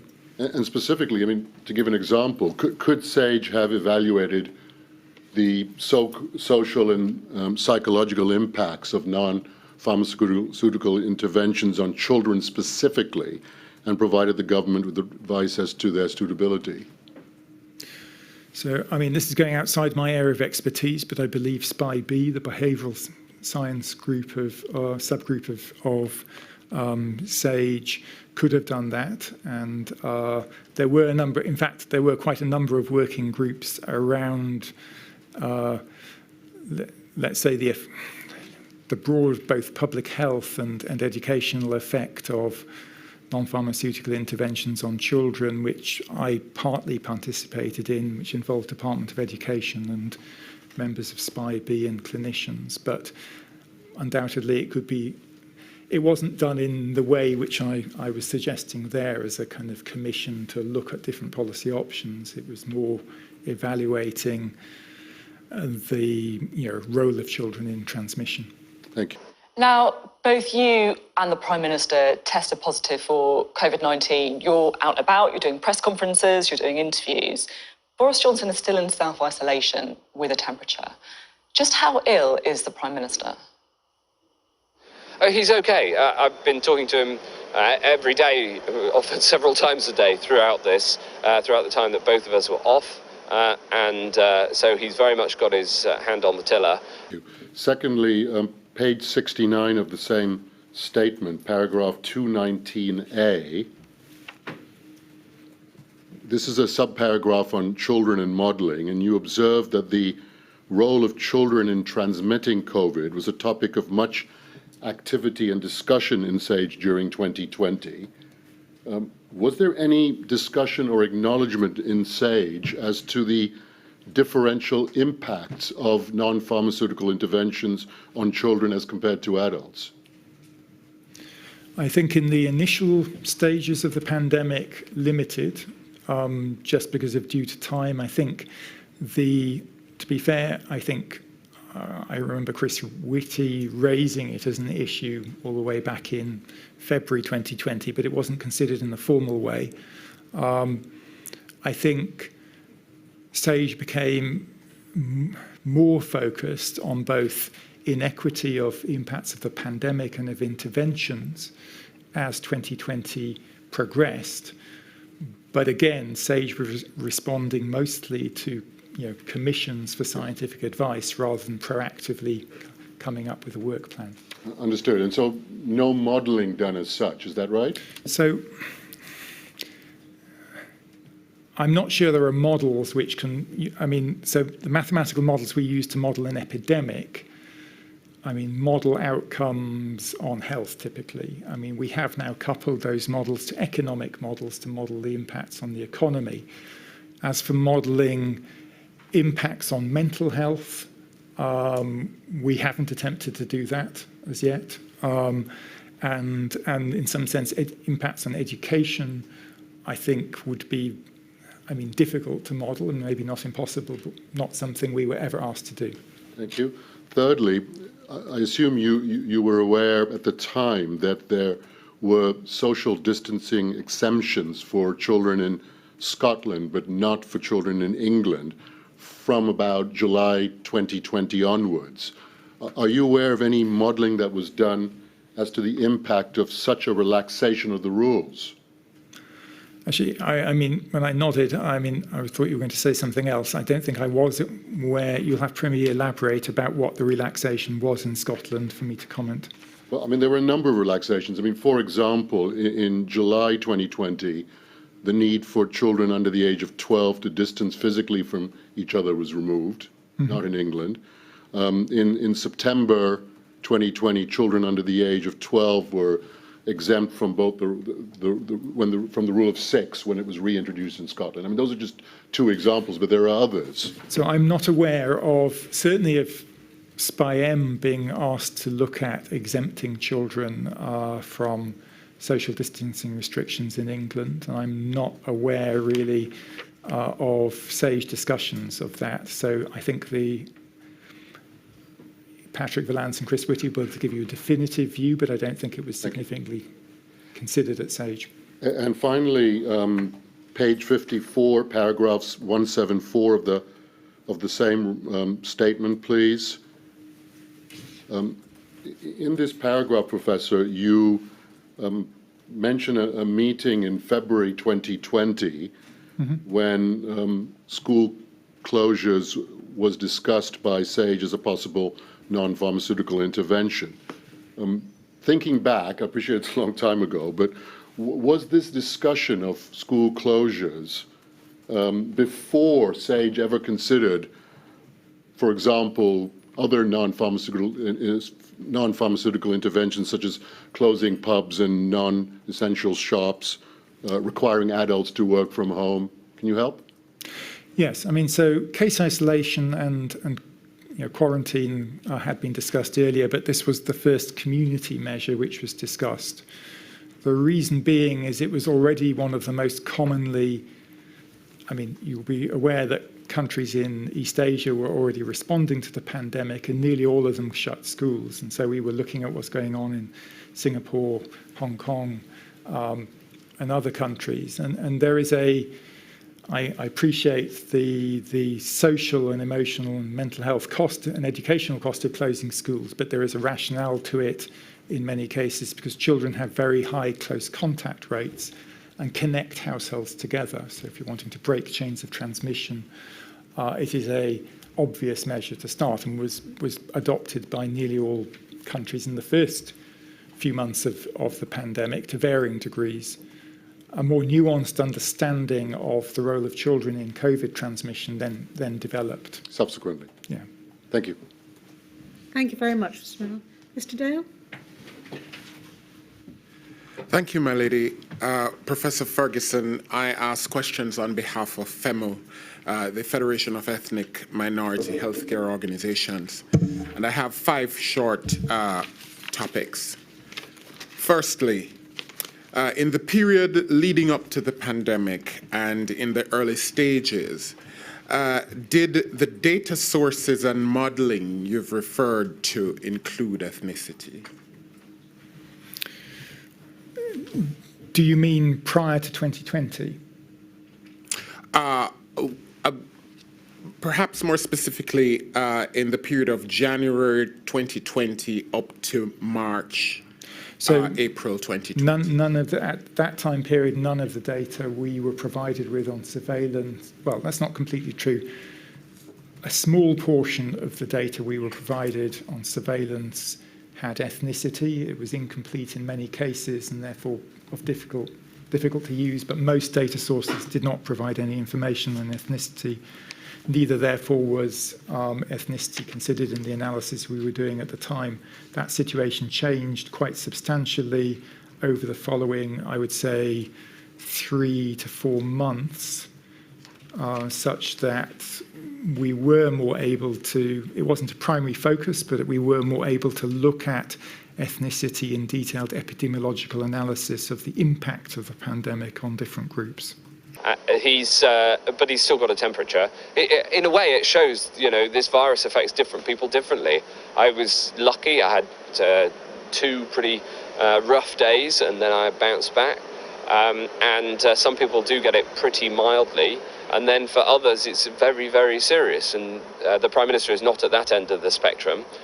He's working away inside Downing Street, but he's protecting others by making sure that he too follows the clear public health advice, which is to self-isolate if you've got symptoms.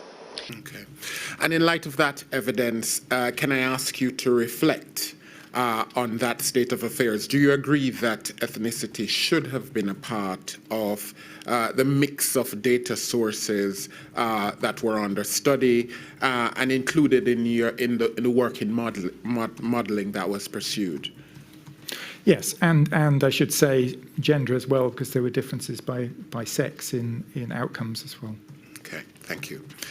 Secondly, in your first witness statement, and you perhaps don't have to refer to it, you note that you were not aware of any mechanistic models representing variation by ethnicity and or deprivation, presumably you're referring to economic deprivation.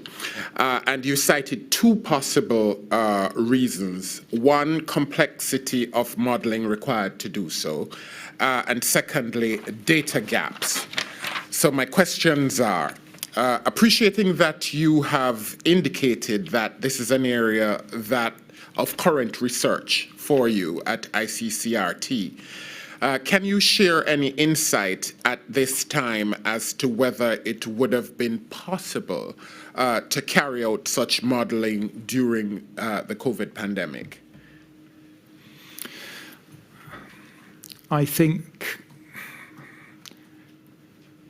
it wouldn't have been possible in the first few months. If it had been made, we just didn't have time and we didn't have the data sources. If it had been a priority, then certainly by the end of 2020, it would have been possible if it had been priority. I think it isn't a trivial undertaking because it increases, for the reasons I explain in my statement, the computational complexity of models quite dramatically. But let me put it this way, it is something we are actively working on, and in future epidemics, I hope I don't see another pandemic, but I would very much hope that it is one of the factors included. I would also say, I think, as well as differential impacts by minority ethnic group, there were also very significant differential impacts by, as you say, level of economic deprivation, which we would like to be able to capture both, because both pointed to the fact that the poorest in society had the least ability to comply with measures, to work from home, were most exposed to the virus in health settings, in service jobs, and I think that should be better reflected in analysis and modelling going forward. Thank you. Putting aside issues of modelling complexity and data gaps, are there any other factors that would have precluded ethnicity being considered in the work leading up to the early stages of the pandemic? I mean, I can't see of any reasons it wouldn't be considered beyond those two, but those are kind of quite major hurdles. Thirdly, at paragraph 342 of your first statement, you state that the potential for unequal impacts was appreciated by SAGE from February 2020 onwards, and that you believe this was discussed frequently at SPI-B that you've referred to. You refer specifically to care homes, low-income households, and low-income population groups as being discussed in March 2020. And then you go on in paragraph 344 to state that differences in impact between ethnic groups, quote, began to be recognized from early April once sufficient data accumulated. What specific data are you referring to there? You can see why there is some concern about the health of the Prime Minister, though, at a time when he is still, of course, leading the response to what could be the biggest crisis since World War II. So I'm talking about individual level, both case data, hospitalisation data and mortality data. So that data was only really became available after the initial decision to lock down. I mean, you heard the discussion of the poor data streams. But once we, by late March, early April, we were getting regular detailed lists of cases, hospitalisation. Well, hospitalisations were later, cases and deaths. Some colleagues within the Imperial Group were working closely with clinical colleagues in northwest London on detailed health data, so we were able to then look at ethnicity as a risk factor for both exposure and hospitalisation and death. Do you I think you've had your time, I'm afraid, Mr. Dale. Very well. And I'm not also clear where these questions are on the ones I approved. As my understanding is that they are just a slight rephrase of the ones. You've got 1 more minute, Mr. Dale. Very well. I am most obliged. Do you recall any data indicating a trend towards a potential disparate impact between ethnic groups coming towards April of 2020? Yes, I mean, we published some early analyses. Also, it didn't come as any surprise to me. I mean, pandemics build on the pre-existing health inequity, and there is already health inequity between different ethnic groups in the United Kingdom. And had a better data capture system been in place from the onset, does it follow that the disparate impact on some ethnic groups would have been identified sooner? Perhaps. I can't be definitive about that because it also partly depends on how much data has been accumulated. Penultimate topic. You state at paragraph 344 of your first witness statement that despite the ICCRT publishing analysis on the 29th of April that identified 2 times higher risk of death for Black patients, you believe that SAGE didn't review or discuss the data on ethnic inequalities until late May, with the first comment not being issued until the 4th of June. The ethnicity subgroup of SAGE was not formed until September. So 2 questions. Can you share any insights as to why there was such delay in responsive action? Doctors say that if a temperature persists for more than a week, more than 7 days, you could be at risk of developing pneumonia. Has he been visited by doctors? As I think I've referred to earlier, SAGE was being bombarded with requests for evidence from government, and it was government which largely determined the topics, certainly at that point in time, that SAGE was prioritising. And finally, in your second witness statement at paragraph 22, you explain you have been asked to comment on specific questions regarding considerations of vulnerable groups in modelling. I don't know, and even if I did, I wouldn't go into details in public. What I can say is that in dealing with him and working with him every day, he's in good spirits, but he's also being absolutely careful and cautious to follow public health advice, both for the direct impact and also as an example to the nation. You do not appear to have been instructed specifically to address ethnicity as a vulnerability. However, you were asked to address, quote, whether the public health response was sufficiently targeted at those who were most vulnerable. In your answer, you referred to the elderly and those required to shield, but not specifically to ethnicity. And my question is, do you consider that more could and should have been done to target minority ethnic communities as vulnerable groups for interventions? I mean, I think the data is complex. A lot of the vulnerability of minority ethnic groups is associated with either occupational exposure or the higher prevalence of comorbid conditions. And so it counts those conditions, diabetes, for instance, were meant that individuals with those conditions, regardless of ethnicity, were prioritised as vulnerable groups. So I can't give a simple answer, but just being of a specific ethnicity, independent of either occupational exposure or comorbidities, I'm not, to my knowledge, I'm not aware of intrinsic differences by ethnicity in COVID vulnerability. Thank you, Professor. Thank you, my lady. Mr. Jell, I apologise. We were both right.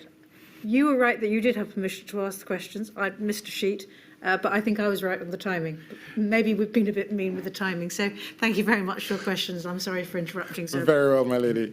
My lady, no one is more sorry than myself, other than perhaps Professor Ferguson, at the fact that I have to lengthen the process. We were asked for your permission to do so. We were provided with some 6 or 7 pages of separate topics, which we gave assurances to the CPs that CTI would sweep up in the course of a lengthy examination. We've been prodded by Mr. Mensah quite properly on behalf of the long COVID groups that there was an area consisting of 4 short questions, which I did not put to Very well, Mr. Professor Ferguson. Apologies to our stenographer and apologies to Professor. It's fine. Okay. Now, Labour has a new leader, Keir Starmer. He says he wants to work constructively with the government. Do you think we could ever see a government of national unity? I don't think that's on the cards, but I do think that working together is important. I think that this is not a time when anybody wants to see political parties fighting between them. Professor Ferguson, were you aware of the fact of long-term sequelae being likely to be produced to occur from previous coronaviruses like SARS and MERS? I mean, I was aware of a lot of viral infections can have long-term sequelae, but the magnitude of those sequelae and the severity associated with the original strain, particularly of SARS-CoV-2, I did not anticipate. In fact, I've had a very constructive relationship with John Ashworth, the Shadow Health Secretary, who has, applied some constructive criticism, but it's been genuinely constructive, and that's been the tone in which he's done it is fine, and I think that what people want to see is their politicians coming together at this time of national crisis to try to solve the problem, because frankly all that matters is that we as a country get through this as well as we can, as fast as we can. Can you explain why in your modelling you did not model for long-term sequelae? I mean, in the early months, we had almost no data to do so. It took quite a long time thereafter. In terms of modelling long-term sequelae, in some sense, it's a risk associated with each infection. And so the outputs of the existing models can be used to estimate the burden without the models necessarily being dramatically changed. Would you agree that if you model for death or acute infections in relation to a viral pandemic without modelling for long-term sequelae, a misleading impression may be given. I mean, you're certainly not capturing all the morbidity caused by a pandemic. I would argue that the things we did capture gave a fairly grim picture of the risk COVID posed, rather. We just had no detailed. It took months for detailed data on to be collected. Would you agree that in future, modelling of infectious diseases should include potential long-term sequelae from the outset? I think long-term sequelae have been, I don't think this is an issue about modelling. I think long-term sequelae of viral infections have been an understudied area more generally, partly because they're hard to resolve. COVID provided a one-off, in some sense, horrible experiment which highlighted how important they were and has therefore heightened their importance as a research topic. Thank you. Thank you very much indeed, Professor Ferguson. That is it. I note in your statement that you say, in all my experience of working on the pandemic, I didn't encounter a government official, fellow scientist or clinical colleague who was not working flat out. I think we've seen the proof of that in the timing of some of the emails. So thank you very much for all the work that you did during the pandemic and your colleagues. 10 o'clock tomorrow, please. All rise.